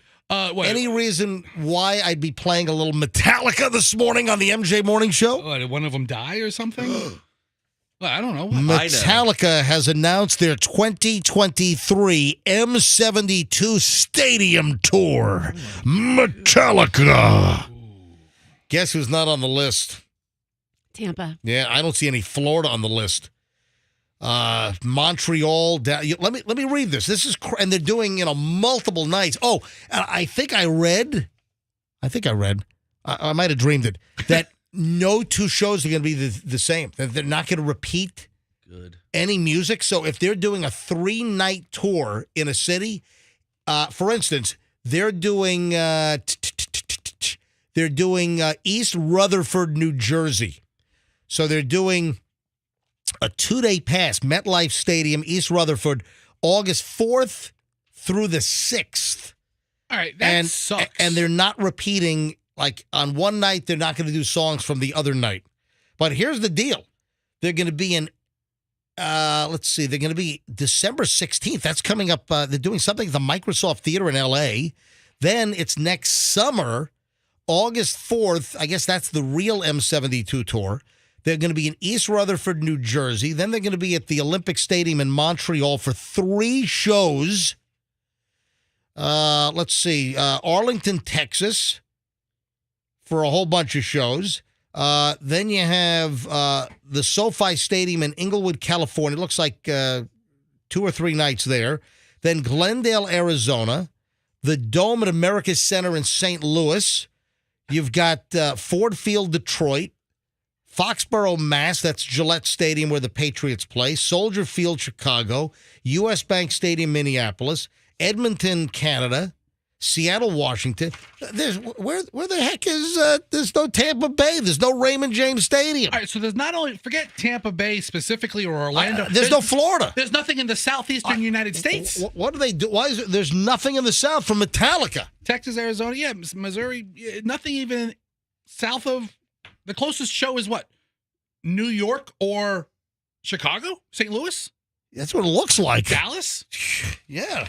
So if you're a Metallica, there's nothing in the South at this point for the 2023 Metallica Stadium tour. They have to add dates. They can't not come to 40% of the country.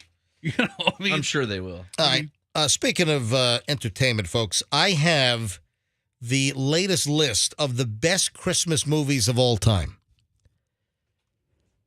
Can I tell you that when I saw this list last night, I said to myself, duh. I mean, these are the most obvious Christmas movies of all time. Now, I know that there are these Christmas classics, but how predictable is this list? The best Christmas movies of all time, most recommended by experts. All right. Any idea what number 5 would be? I'm going to tell you right now, you can just guess everything, and it's going to be either 1 through 5. Is it an old movie or a new movie? Let's just spit out Christmas movies. All right, Roxanne, spit out a Christmas movie. The Grinch Who Stole Christmas. Good guess. Good one. No, that's Christmas Vacation. That's a Christmas movie. That is a Christmas movie. I mean, you just said throw out a guess. Yeah, but no. Is it something like It's a Wonderful Life? Yeah.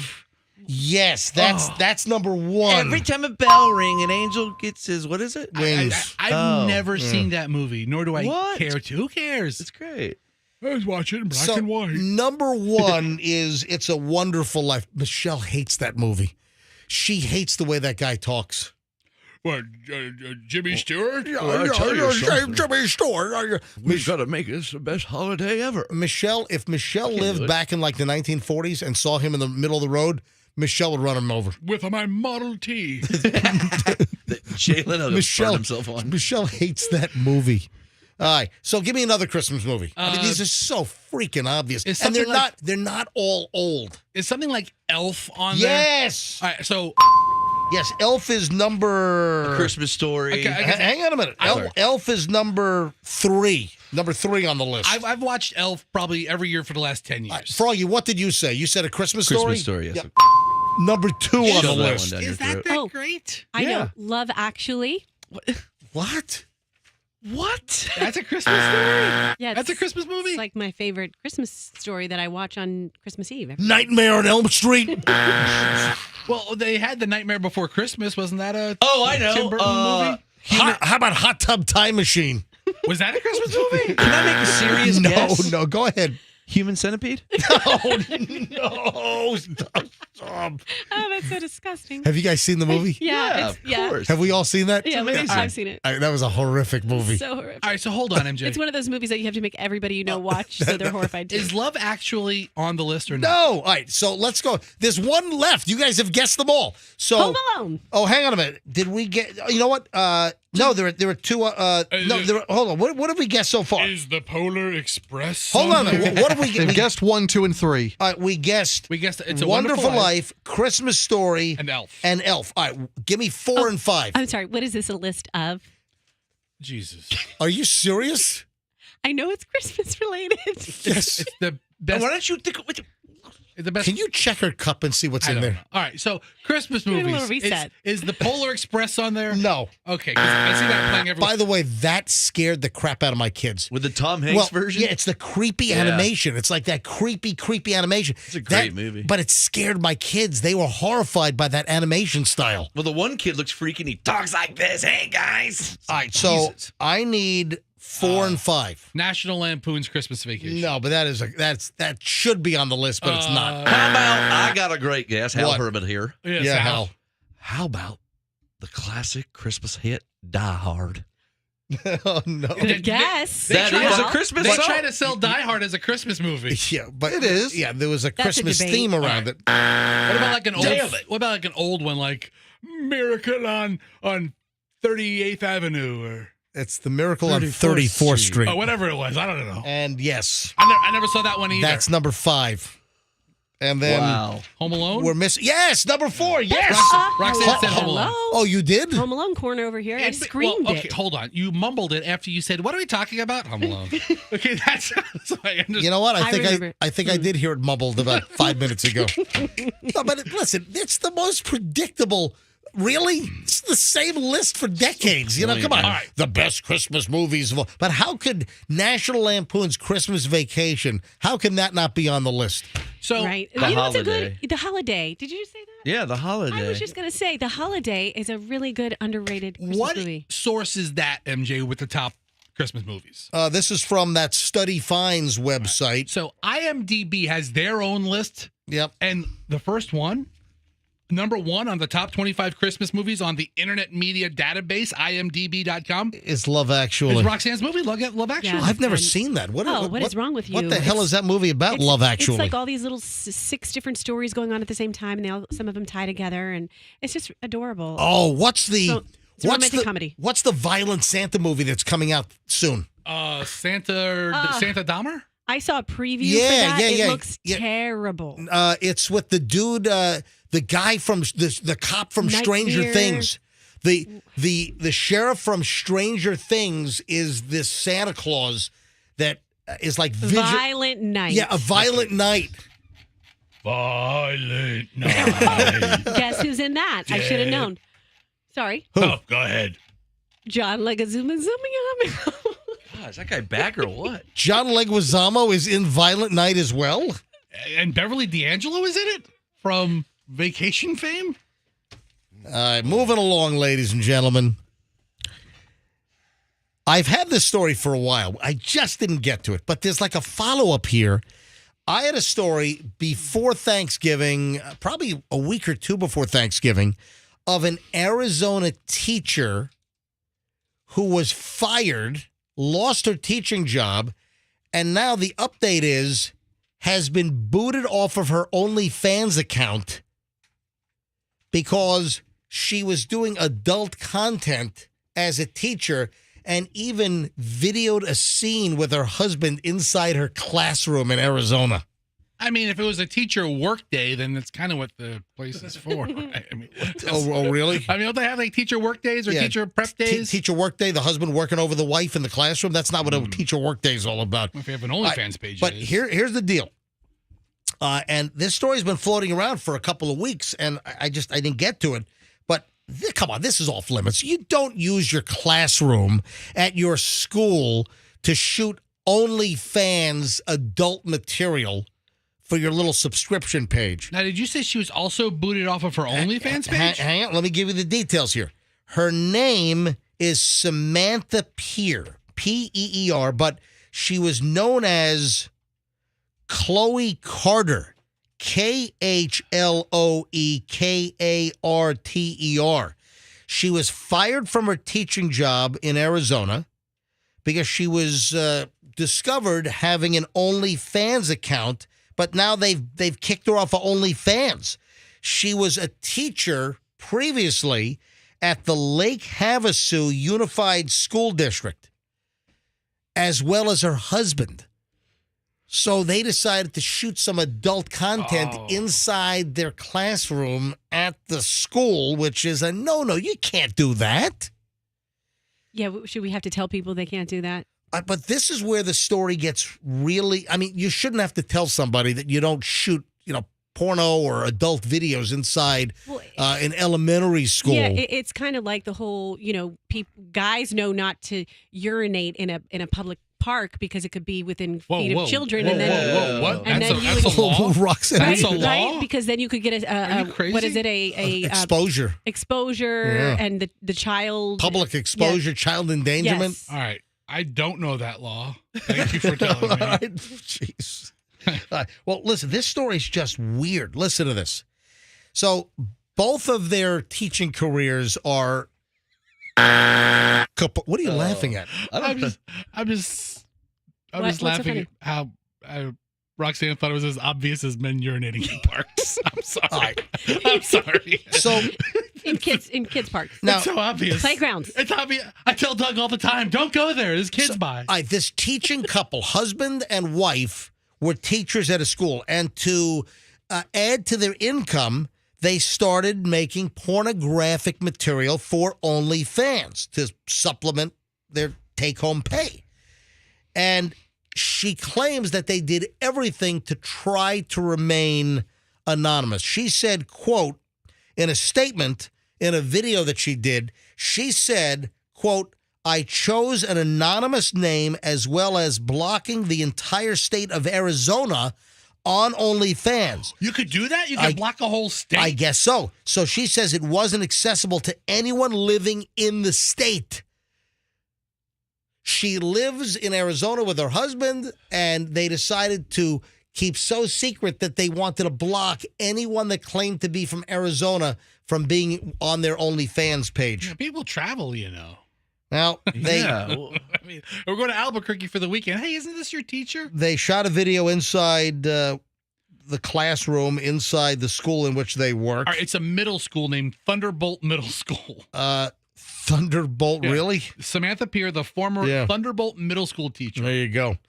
She said that they admitted shooting the video in the school, but they did it outside of school hours on a weekend when no children were present. Oh, well, that's okay. Thankfully. Shoot porno in a school classroom in a middle school, and it's a weekend. That makes it A-okay. Everything is just fine there. It's a little more palatable. Isn't that awkward when you look up at, like, when I was in grade school, they used to have every face of the president up on the wall just looking at you? Yeah, just Rutherford B. Hayes is like giving his grin of approval. Like yes. all the little posters all around above the Every blackboard, president. all the way around the room. They're all just watching you do it. Herbert Hoover's like, yeah. I remember first grade, we had the letter people.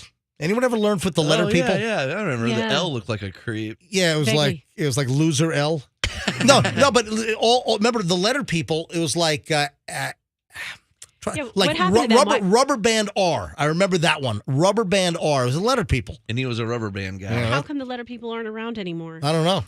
They all exploded. I think they demented kids. Rubber neighborhood. Sexy Sally and Sexy S or I mean- pedophile P. I mean, meth head Mark really. Exactly. No, but here's what on November 13th, this woman, Pierre, she announced online that her OnlyFans accounts were deactivated and that OnlyFans blocked her from creating any additional accounts. They disabled her. Because she did something in a school that kind of brought negative attention to their platform? New York Post did a story on this, and they contacted OnlyFans, and they were told, hey, we don't comment on specific accounts. The OnlyFans Terms of Service claims that they can do whatever the hell they want. All you got to do is give a notice to content creators, and they can suspend you. They can kick you off. They can make you disappear. They can do whatever the hell they want. Listen, read the TOS. Read the Terms of Service on anything you use. They pretty much own you. You know, look at some of the apps you use. They can take everything out of your address book and do whatever they want with it, essentially. What? Yeah, I mean, which apps? Any of them. Why don't you read the terms of service for like any app that you use, and pretty much you give them permission to break into your house and murder your cat. Even my different fart app? Even that? Yeah. Dude, read. They've got permissions for everything. Ugh. So just a crazy story where I don't know why she would even think that her and her husband think they can shoot a pornographic video inside the school in which they teach. Come on, that is stupid. And I don't really understand the OnlyFans thing because, I mean, that's what the site's all about. Yeah, but if she's bringing negative attention to the platform by breaking a law, potentially having a police investigation, OnlyFans does what they do, but they don't need the extra heat. Now they've got no income. They've got no teaching jobs, and now they've got no OnlyFans site to try to, cobble together some money there. They could do it on that air conditioners the classrooms used to have that blow out the cold air, sit on it. Yeah. Oh. Hey, when you think of losing weight, where do carbs fit into the picture, Roxanne? You want to lower your intake of carbs. All right, list carbs that you should probably avoid. If you're trying to lose weight, you're on a diet, what carbs? Just start listing stuff. Just think white, starchy. Okay. Bread, pasta. White, starchy. Sugary. Yeah, and pizza. No, hang on. white, starchy, kind of oblong. You're not talking about potatoes. Yes. No, I never eliminate potatoes. I think potatoes are good for you. How'd you know this? Because I ate like a pound of potatoes every day when I was pregnant with my daughter, Right. and she turned out great. And pound. That's a lot of potatoes. I was really happy. I love potatoes. Did you know the story? No. Listen, the reason why I'm bringing this up, this is a brand new story. You know what? I don't want. Let me drag this to the next segment. Okay. Let me take a quick break here because I don't want to get too. I want to spend more time on this. There's like this whole new thing out on potatoes, which I would inherently think that if you're on a diet and you're trying to limit carbs, that potatoes are just dense like carb bombs. But there's like new data, new research. You got to hear this when it comes to potatoes, and we'll get to it next. Don't move. A quick break, and we'll be back in moments, and we'll fill you in on the whole deal next here on the MJ Morning Show on Q105. Now, first, though, I want to talk to you.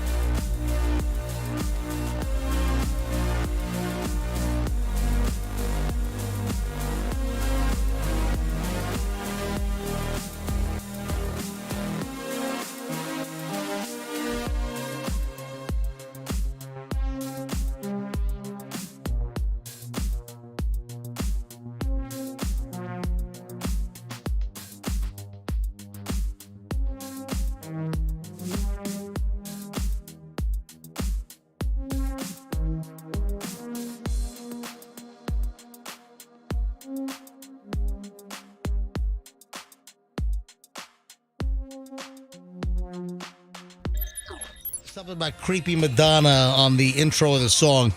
Because her face, I don't know what she's done to herself, but it's almost like she's turning into like a mini Megyn Kelly. I mean, trying whatever they can to get into the news lately. Have you noticed Megyn Kelly's like saying the most,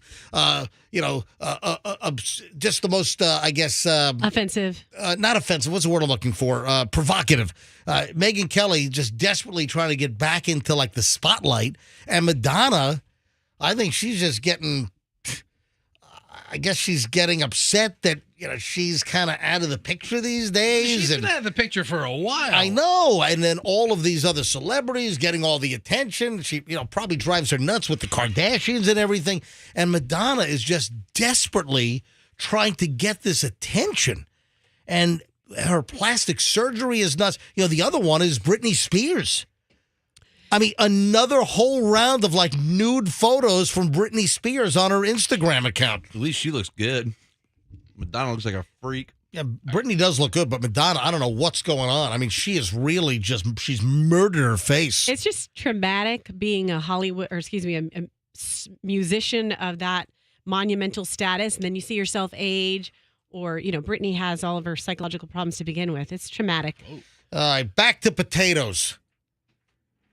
I love potatoes.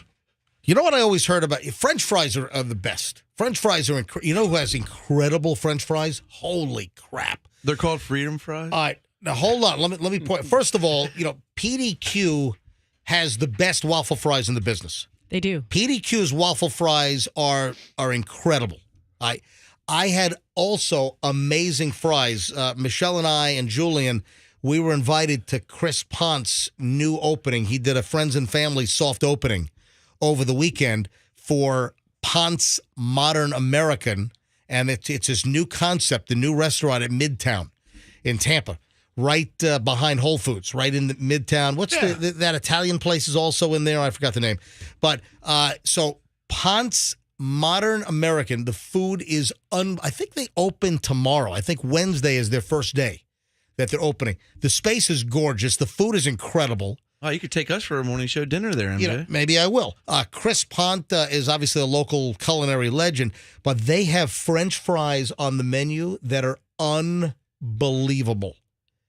They are incredible. Michelle's like, oh my God, some of the best French fries I've ever had. And let's define what that means, because I like them like they're a little bit crispy, but then they kind of melt in your mouth like almost greasy when you take. That's what I like. They were not greasy. They were crispy. They have like a little coating on the outside and sea salt. It really just good stuff. Oh, they were French fries. I like mine either super soggy or super burnt. But when it comes to French fries, listen, I think we all love French fries. French fries are incredible. You just don't want to eat French fries every single day. You know what they say? Anything in moderation, except for like meth and crack and heroin. I could eat bacon every day. And then do as much of that as possible. But Bacon every day. I knew a guy that did meth in moderation. He was very high functioning. Will you stop it?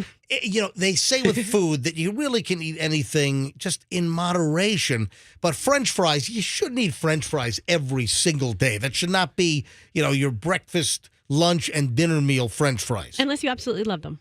No, you should not eat French fries every day. In fact, I've heard the old story that if you're at a fast food place, that you're better off eating a second burger than eating the large order of French fries.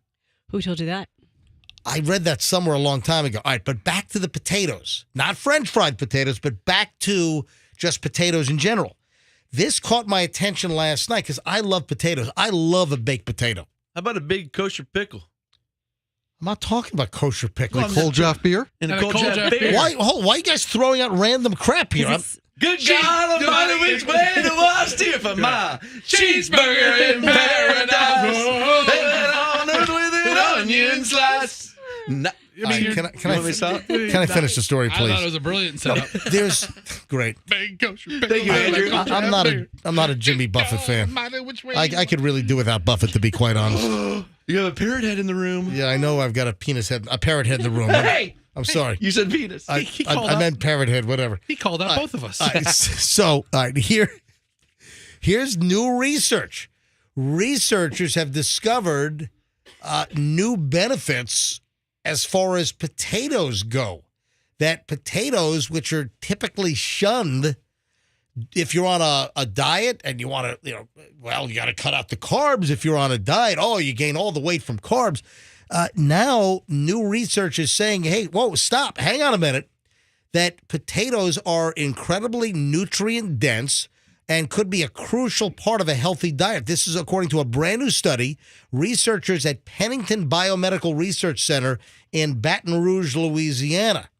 And many have tried to cast aside the potato because of people with insulin resistance and a contributor to type 2 diabetes, blah, blah, blah. But they're saying that the new research is really good news for people that love, like, for instance, mashed potatoes. All right.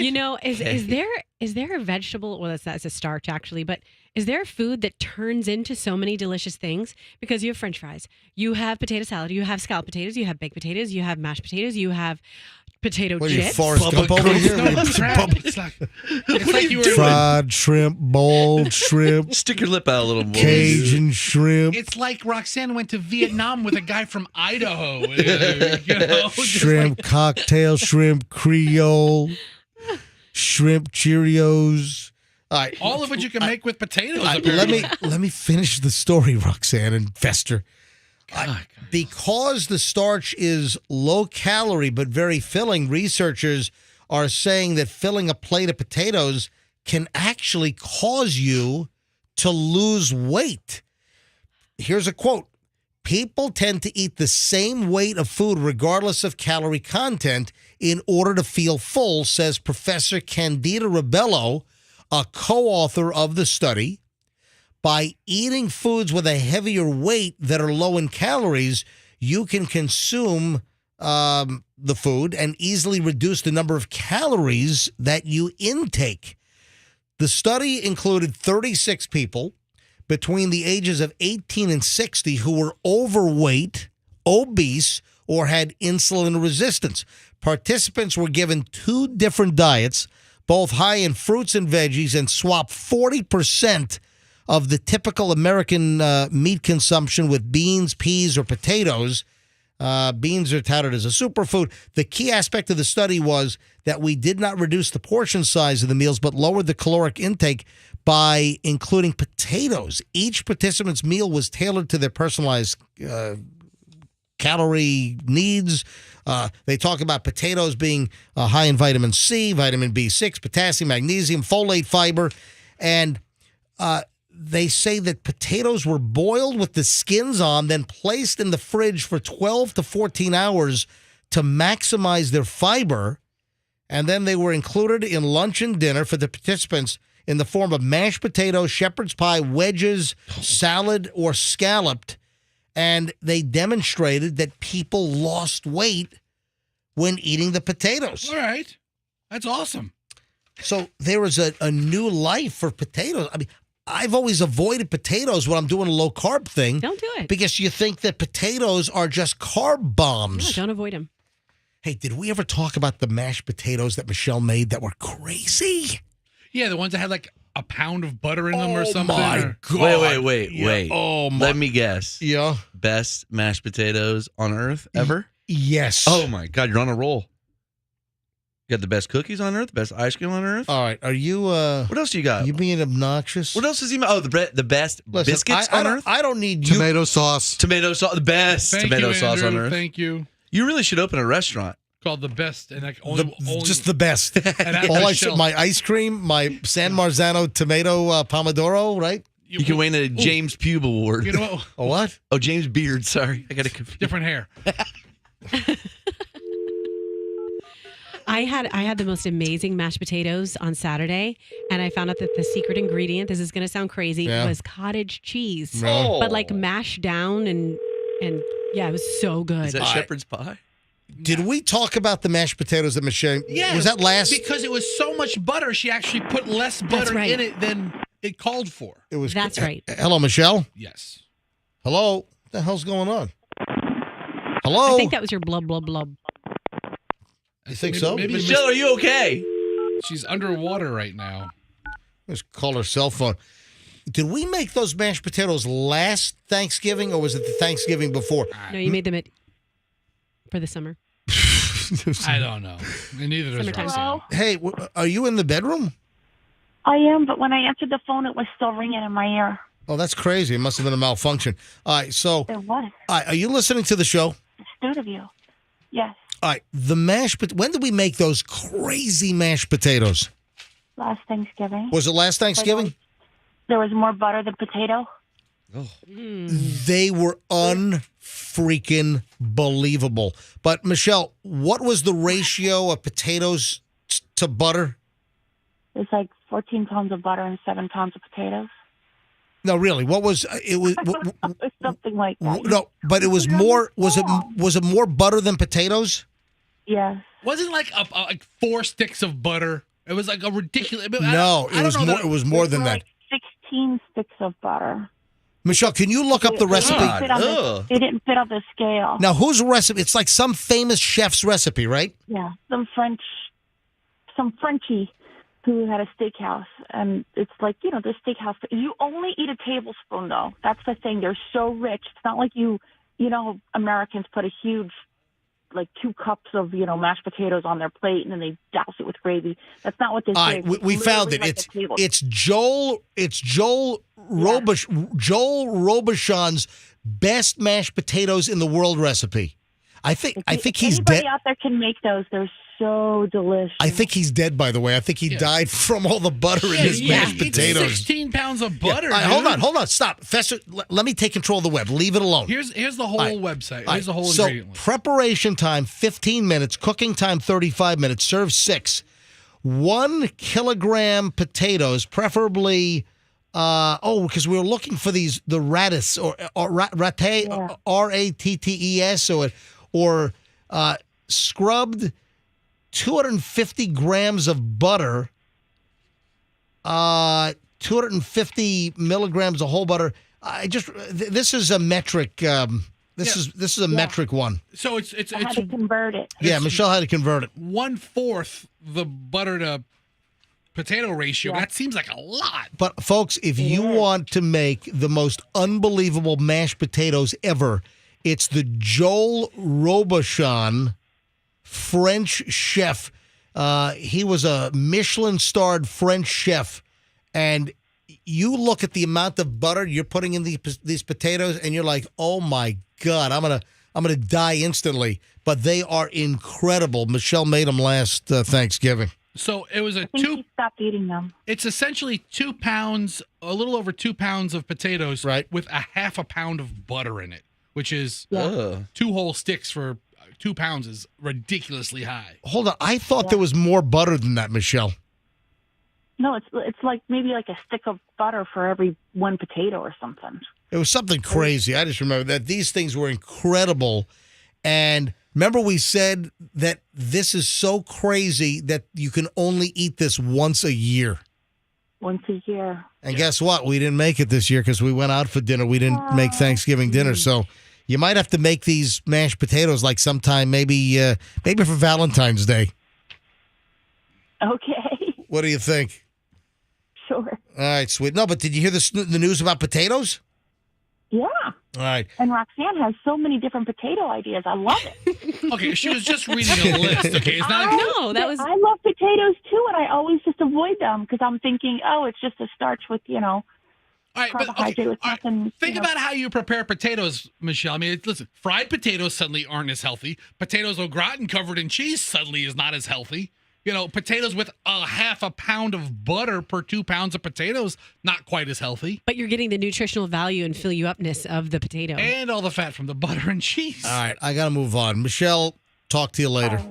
Oh, by the way, Michelle and I are doing Prolon this week after. Again? Yeah. No wonder you just did it like a week ago. No, we did it like 3 weeks ago, and now we're doing after. What's the matter with you guys? What are you doing? After Thanksgiving, we're back on the Prolon fasting mimicking diet. You're gonna gain it back again. Listen, I'm It's telling just yo-yo dieting. When the kids are in the house, you eat so much more, and you eat so much more junk food. Yeah. I'm telling you, It's unhealthy to do this. Work in like 2 tablespoons of chia seeds a day into your diet, and you will drop the weight. Oh, yeah, I did get those chia seeds. What was I supposed to do with those, Fester? You got to mix them in like some milk and make like a chia seed pudding out of it. Are we taking weight loss Listen, advice from Fester? Listen, that's a good point. Andrew, Are we taking weight loss advice from Fester? I can write the Encyclopedia Britannica of yo-yo dieting, okay? And listen, if you do work in a little bit of chia seeds, it's like essentially like metal I eat chia scraping seeds along the innards of your body and just cleans you out. Whatever. All right, Michelle, I got to run. All right, I do have those chia seeds, though, so I'll make you some chia seed pudding. That's okay. All right, goodbye, Michelle. Talk to you in a bit. Bye, Michelle. I eat chia seeds every day, and we make chia seed pudding. That's good advice, Fester. I got a complaint email here, See, guys. Andrew? I have a complaint email from Kelly. Oh, Kelly, shut up, Kelly. No, Froggy, don't be like that. She's probably not complaining. Kelly about you. said, I've listened to the MJ Morning Show for years, dating back to the 90s, and I was flipping through the dial and heard your voice, and something caught my attention. So she says that she's listened since the 90s, but she stopped listening and then was going through because we were gone for years, and then she's flipping through the dial, and she said that we were talking about something that caught her attention this morning, and we were talking about dating. Morning? Yes, this morning. This is a fresh email. She's talking about that we caught her attention with our chat about dating multiple people.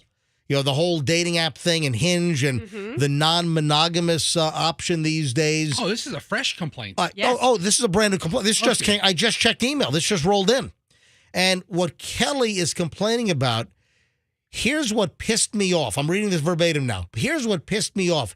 As a regular person and consumer, why should you think that your show should be comped like a selfish Hollywood star? That's what I'm saying. So she's angry because we started talking about our holiday Christmas party at Meat Market, and she's offended that I mentioned that we should get comped, and that if she wants to go to Meat Market, she doesn't get comped, that she's got to pay like everyone else. All right, first of all, I pay for virtually everything I get. I don't get comped hardly anywhere. Kelly, please put your panties back on and untwist them, please. Dude, you're going to get canceled. Well, hold on a minute. Talk about her panties. Who knows if she even wears listen to me. She's angry. The reason why we talked about getting comped at the Meat Market is Roxanne suggested that we do our holiday morning show party at the Meat Market in Hyde Park. And that's the plan. This Saturday night, we're supposed to do our holiday morning show party. Roxanne, 8 o'clock Fester, reservation. Fester, Froggy, Michelle, me, Kim, Allison, Dig Dug, Andrew. Give no time instead of the fake time, Roxanne. All right, so we're having dinner, and I had said on several occasions that I didn't want Roxanne and Doug to pay for it, that let's try to get it comped. And the reason why is we're talking about it incessantly on the show, and the fact that Dig Dug and Roxanne are investors in the restaurant. So, Kelly, I mean, you attacked me via email here. I'm sick and tired of you thinking this and that and getting comped. First of all, I don't get comped. I don't get a... No, I'm agreeing with you. That wasn't your lying laugh. I don't get comped, all right? I pay, I get a check like anyone else. But the fact that Roxanne and Dig Dug are investors in Meat Market in Hyde Park, and we're talking about it and holding our morning show meeting, and we're going to talk about it pre-dinner. We're going to talk about it after dinner on Monday next week after we have our holiday dinner. Yeah, but we're going to be talking about the meat. So I said, hey, get us comped. I don't want you and Dig Dug to have to pay for this out of your pocket. And I got Kelly all bent out of shape like we're acting like Hollywood divas here. That's not the case at all. Can I be Ben Stiller? You could be Chris Farley. No, he's dead. Oh. Listen, can't we just go there and have a meal and then have them comp it and pay for it, and then we talk about it, but not mention that we're talking about it to get it for free? You just really laid it out there. No, you got to. You have to. Yeah, you have to mention that stuff. So in broadcasting, if somebody gives you something complimentary. But Roxanne offered to take us to her restaurant. So Right. So, Kelly, I just don't think you have all the facts that Roxanne and Dig Dug, their investors, were talking about the restaurant, and the fact that the combination of us talking about the restaurant and that they invest in the restaurant, I think it's a fair question. Hey, see if they can comp us for our holiday morning show meal. Let's just go have a nice meal and not worry about it. It's not like Michelle and I, and we're going out for dinner, and I expect to get comped. That is furthest from the truth. I can't make it. Pay for everything. I think Fester's doing so well selling RVs, he should pay for it. I should probably pay for it. All right, so I asked Kelly to send me her phone number. I wanted to call Kelly. She hasn't responded yet. No, you're really butthurt over that, MJ. I know. I'm surprised Wow. you let Kelly spin you out like this. Very sensitive. Seriously. Yeah, that's why you just don't talk about finances, like who's paying for what. Just keep it to yourself. No, it's like Kelly's all, who said spun out? I like that. did. Yeah. She spun you out. Look at you. You're like, oh, I don't care. I'm a diva. No, I'm not spun out. She spun out. You're spun out. I'm not spun out. Jesus. Listen, I'll tell you right now, MJ, right now, the whole dinner, whatever it is, I'm paying for it right now. I'm telling you right now, and I'm going to pay for it all in nickels. Oh. I'm just going to drop them right there in the middle of the meat shack or whatever it's called. Meat shack. They're probably going to charge us double the way that we actually talk about Meat market, sir. I'm sorry. I didn't know. It's you know what? Meat Shack is a good name, actually. Ooh, I'm sorry. Well, They could open another one called Meat Hut. How about the Meat Hole? That's not a restaurant. I It exists. No, You don't want to eat. I'm there. looking forward because I've never been to Meat Market. Me too. Yeah, and that was just it. excited. We just are like, we talk about it. We want you guys to come. Can I ask what percentage you and Doug own in the restaurant? What did I just say about Oh, okay, I'm What sorry. does it matter 10 with you? seconds Why ago? don't we ask about your percentage in PDQ Yeah. interest? Can I Exactly. can I just get a gift card to Meat Market and I'll just, No, you cannot. No, you gotta Take see my- the whites of your eyes to enjoy take that my food, wife buddy. privately and have a nice night. I think it's going to be a great I'll time. write you a thank you card. Andrew, you're going to bring a 10 of a date, aren't you? Yeah, well, Andrew, what's up with your date situation? Yeah, Andrew, you bringing a date or what? Are you going solo? I'm probably going to go solo. Yeah, because you Bring your don't- wiener dog. You know My what? dogs would not behave. Oh my God! I didn't know he had dachshunds. B, I'm so glad you said dog because I'm like, what? And Andrew, probably a good move to go solo because this in here is an acquired taste. Oh, come on. Yeah, We're you don't. great. You don't want to bring your first date. to And any of everybody, what time is it at? 6:30? Okay. No, 8 o'clock. Why are we? Why can't I say what time is really at? Roxanne's given nothing but the fake time. Roxanne, what time are we meeting? What? It doesn't Roxanne, matter. are you afraid that someone's going to like... Nobody cares. I just like to give fake information sometimes. We know that. Yeah, but you said a time, and I'm like, wait, I have the wrong time. We're doing a 1:30 in the morning reservation for the morning show party. No, I'm talking. All right. Now, Roxanne, you brought something up to me, and this actually hit a nerve because I recently had an issue with this on one of my flights. Oh, yeah. And yet you brought up the window shade. And Yes. who really should be in control of the window shade? Now, go ahead and pose your question. Okay, so you get on the flight. Everybody's paid for their seat. You happen to have the window seat. Probably costs similar to what the guy sitting next to you or girl sitting next to you paid. But do you have full control over that shade? Do you have the right to keep it up and keep it down? Is that on you? Or does somebody in your row also, do you need to be courteous of them? Do they have any input? This was an issue for me. It's kind of like buzzing around on the internet right now, but it was an issue for me. 2016, I was flying back. 2016? No. Seriously. All right, so wait, hold on. This happened to me recently, like in the last couple of months. Okay, we can go in chronological backwards order then. Tell your story. You're going back to 2016. Yeah, because it was significant. But you saw this recently. You read a story? Yeah, I read a story about it because everybody traveling over the Thanksgiving holidays, so people are thinking about The it. question is, if you have the window seat on an airplane, does that give you full autonomy for the window shade control for the row? Are you like the king of the row? You know? Good question. All right. So my issue in 2016 was on a flight from Hong Kong. And I have a very, specific, as most people do when you fly from Hong Kong to New York.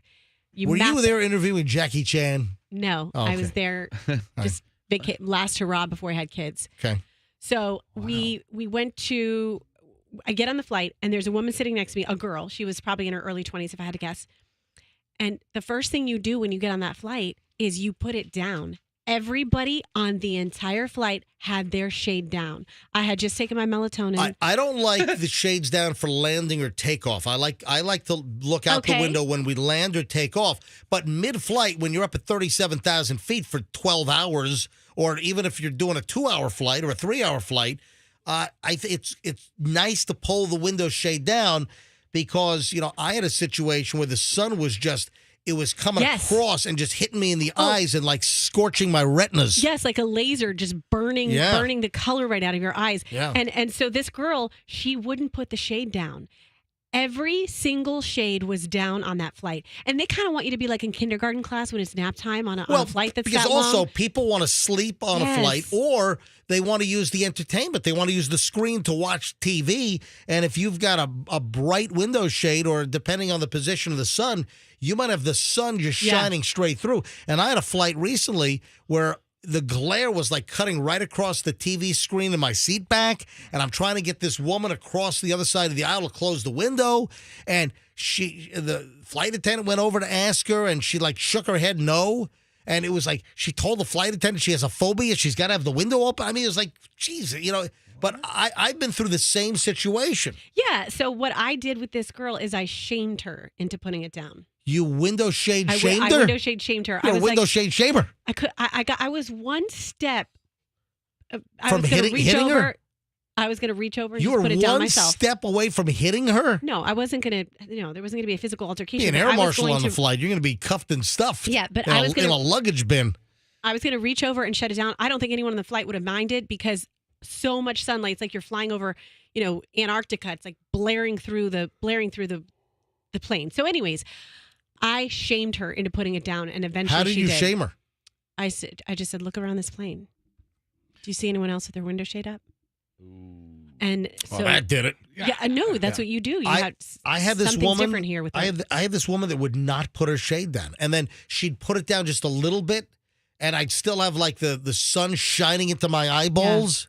It's wrong. So I've been through the same thing, but I what do they say about possession is 9/10 of the law. If you have the window seat, it's your window. And boy, if you would have tried to shame me on that flight, I would have had. Then we would have had a physical altercation. Well, listen, with Festa though, Festa, you could be sitting in the window seat, have the shade wide open. I eclipse it. You totally eclipse it. You're like a total eclipse of the fart. I looked over at the person sitting in the middle seat. It was like a little crescent moon because I eclipsed the window so much. But I've been through it. I know what you're talking about.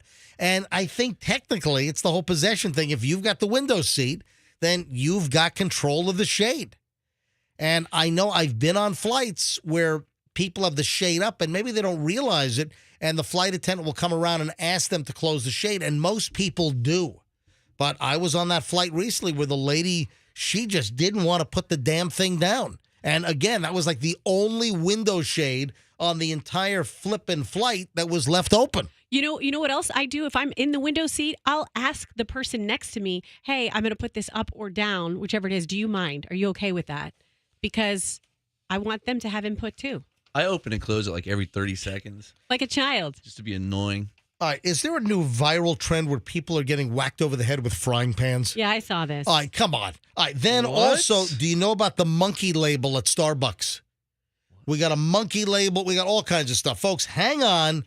The final segment of the MJ Morning Show on a Tuesday is next, and it is packed. And it's next. Hey, put your window shade down, would you please? You got the MJ Morning Show on Q105. 9:20 is the time, and we're back in moments. If you're in a car wreck, it's...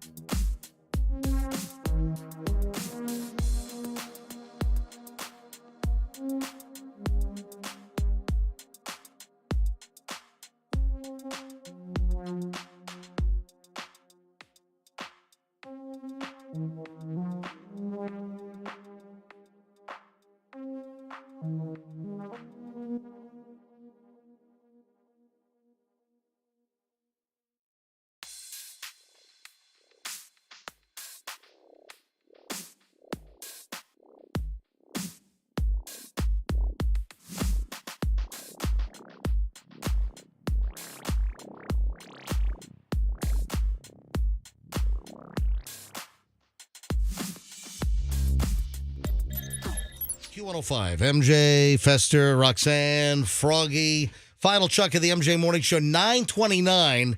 We have a lot to cover, so lightning round starts right now. First, I want to thank, I guess, the airport. Is that where this came from, Fester? The airport dropped off this gift? Yeah, Bo Zimmer, the marketing guru, promotional. I think he's in communications. I don't know what the hell he does over there, to tell you the truth. Bo Zimmer, formerly a Channel 10 reporter. Yeah, I have no idea. He's now in communications. He's in the communications department at Tampa International Airport. So he communicated with me yesterday, and he's like, hey, I want to drop something off to the morning show. That's my impression of Bo. I'm holding it up to the camera right now. And I was like, okay, well, I was like, what is it? He's like, I can't tell you. I was like, well, why not? He's like, we have a big announcement coming out like at midnight. They're going to drop the press release. Right. It's going to be huge, and he wanted to drop something off. I was like, well, we made arrangements for him to come about 7 a.m. this morning, and he dropped it off. And I think it's pretty awesome. It is a pink flamingo stuffed animal. And obviously this is to represent that new giant flamingo coming out of the ceiling and standing on the floor at Tampa International Airport in the middle of the big terminal, in the middle where you head out to go to your various airsides. And that thing's a hit. Yeah, I love it. Every time I walk by it, there are people taking pictures with the giant pink flamingo at Tampa International. Listen, I'm not kissing any Tampa airport butt. Like, I'm not getting comped. I don't get my parking comped or anything. But that would be great, though. But the deal is that's the best airport. I mean, Tampa International is just, we are so lucky. Every time you land and then you go walk in, you're like, so nice. I've been to airports all over the world, all over the country, and I'm telling you, Tampa International is just a great airport. Never seen anybody dutying on the floor like the Italian airport you went to? What was that? Was that Genoa, or where were you? That was in Milan. Oh. Yeah, in Milan, a guy was pooping on the floor in the middle of the airport. That wouldn't happen at You Tampa International. gotta go. So anyway, Bo wanted to drop off a stuffed flamingo. Pink flamingo, and this obviously represents the new giant flamingo installation in the middle of the airport, which is a big hit. Oh, can I have it for my dog? And you're not giving. Hang on. I want it for my kids. We just took a bunch of pictures in those flamingo feet at the airport. They love that flamingo. All right. Well, maybe Roxanne goes home with this flamingo. But my dog really wants a new toy. What happened was they just launched Name That Bird. Tampa International has launched the contest to name the big famous flamingo sculpture. One winner will win bragging rights and phenomenal prizes from Silver Airways and Busch Gardens. Didn't you just fly Silver? Yeah, I flew Silver for the first time. Yeah, you had a good experience, right? I had a great experience That's on awesome. Silver. I flew to Fort Lauderdale for my dad's 80th birthday back in October, and I had never been on Silver. I flew on a brand new ATR 42. It was fantastic. Sounds it. Yeah. So we have to come up with some names for this bird. Wouldn't it be crazy if Froggy won? If they pick your name, you'll get four nonstop round trip tickets. You messed that up. On Silver Airways, a VIP experience package on Busch Gardens, a chance to, I guess. Yeah, you get bragging rights. You win some airline tickets, some Busch Gardens stuff. A chance to bask in the limelight at a reveal event for the new name in Tampa International's main terminal. Oh my God, I got it. Yeah. What?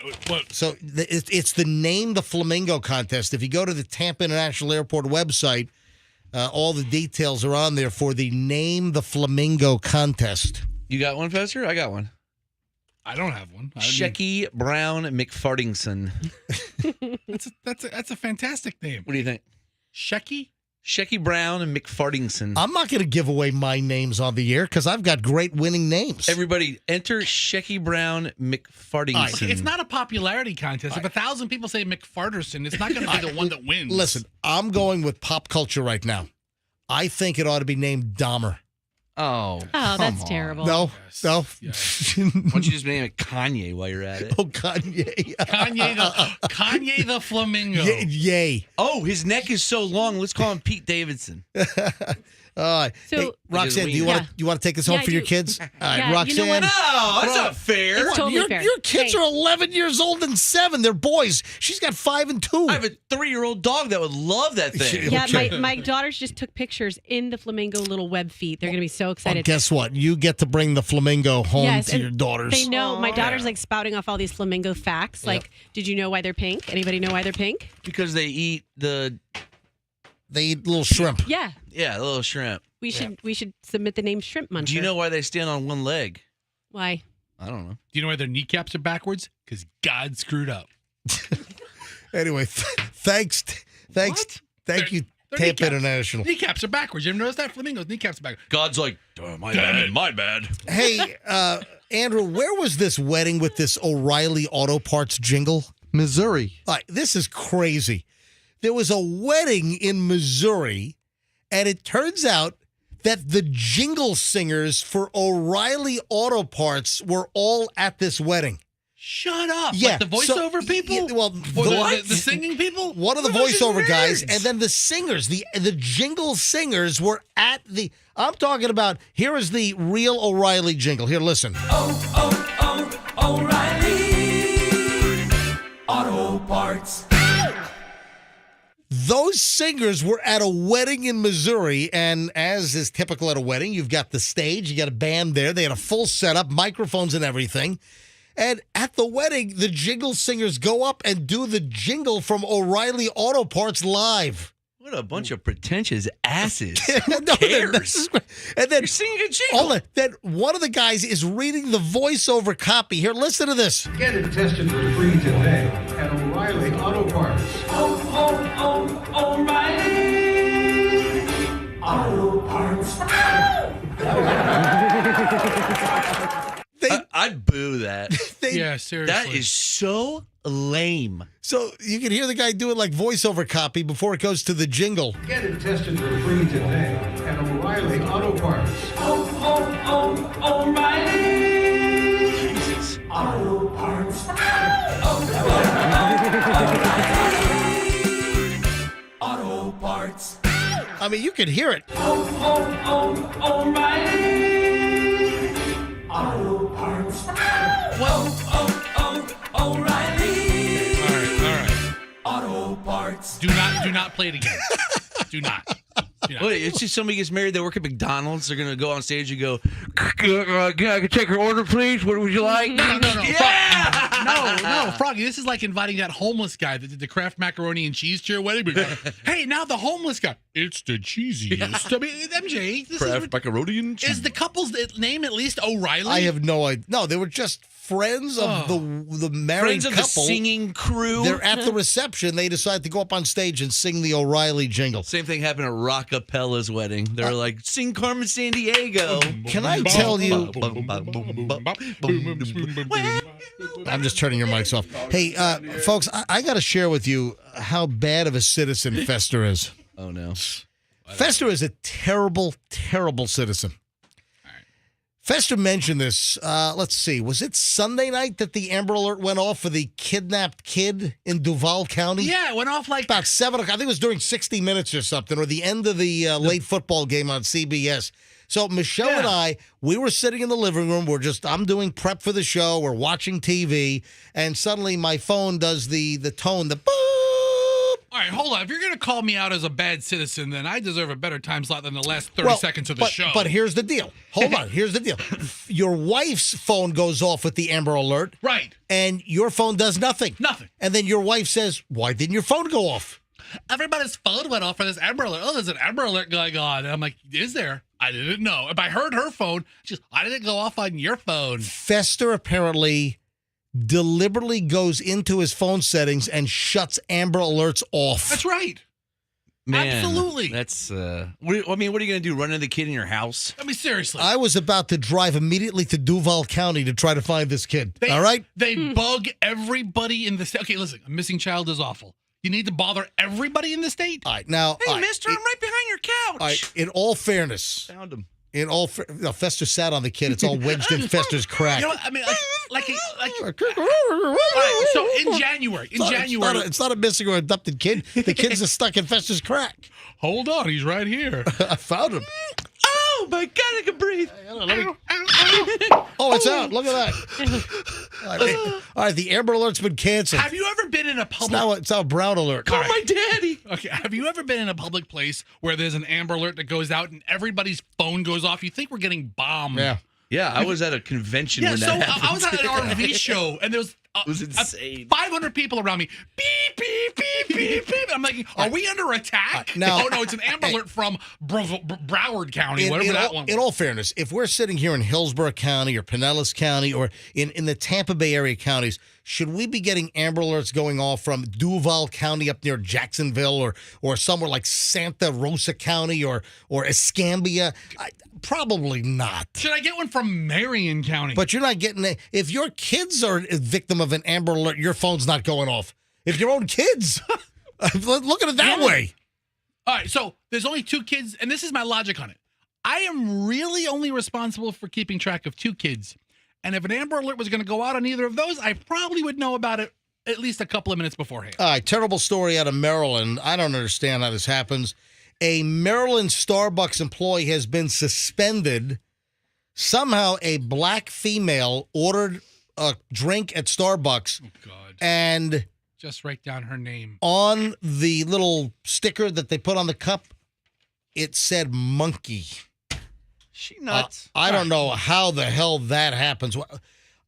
This happened at the Annapolis Mall in Maryland, and an employee's been suspended after the word monkey was reportedly printed as the name on the customer's drink label. Yeah, rightfully so. It was a black female.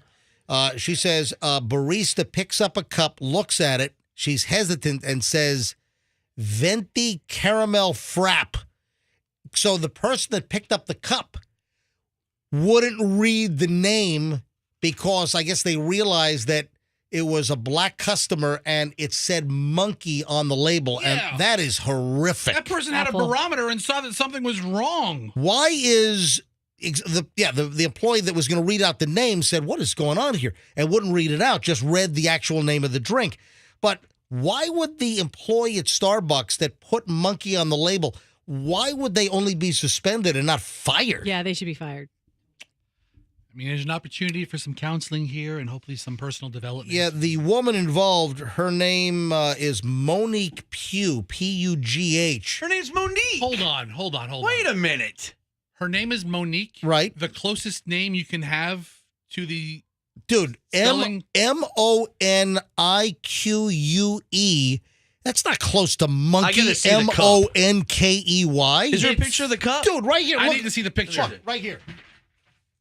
It is monkey. Okay, M-O-N-K. that's clear as day. It's not even close to like a misspelling of Monique. if they It had is spelled- monkey. That's If they had- Arial font. Yeah, if they had spelled monkey M-O-N-Q-I-E, That's monk. that would have been No, it's okay. it's a laid mistake. out. Is it possible? Black and white, clear as crystal is Willy Wonka. Is it possible? Fester's going to monkey explain us here. All right, go ahead.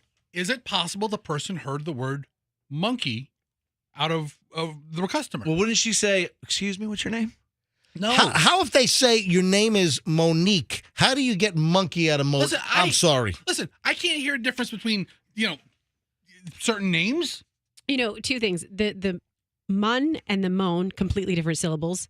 Key and eek, completely different. It's not even close. Yeah, it's not how even you close. hear it, I don't know, man. You know what's weird, though? There's a further investigation Dude, it's here. not even close. No. I will say something really weird that happens all the time. Doug will call and put in an order and say his name's Doug, and then they go, "Okay, John, we'll have that ready for you." What? Every time. Well, It you know, goes, listen, John. hey, with my real first name, Todd, for years since I was a kid, people would say Scott. I don't know why. Yeah, that's one. It's bizarre. I don't know. I don't know. Scott, I can see it. It's people do mess up names, and unfortunately, it's like the most racist thing you could write down. We got to spend time on this whole Balenciaga scandal. Yeah, that confuses me. Can you explain? Do you know what's going on? When I see those headlines, I get repulsed and I don't click on them. But if we're going to talk about it tomorrow, I'll be prepared. We got to do it tomorrow. So, in a nutshell, Balenciaga, the high brand fashion. Balenciaga, their expensive purses and their shoes and all their crap.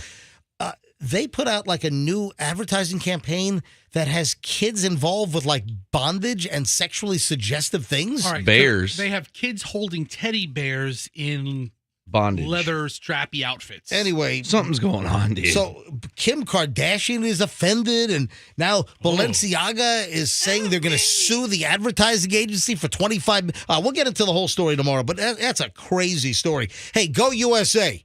USA men's soccer, FIFA World Cup, 2:00 game time today on Fox. So Fox 13 will have it. So I hope that we don't need to lose to Iran. Please, let's go. God, give me one name. Give me one name on the team. Go Mahmoud. No, that's he's on Iran. Okay, yeah, that's what I'm saying. Palestinian. What's his name? Palestinian? He played. No, isn't that? That's the leader of the USA team? Is it? I don't know. I can't name one person on the USA Pele? team. We got to get out of here. Oh, before we go though, folks, if your carpet is looking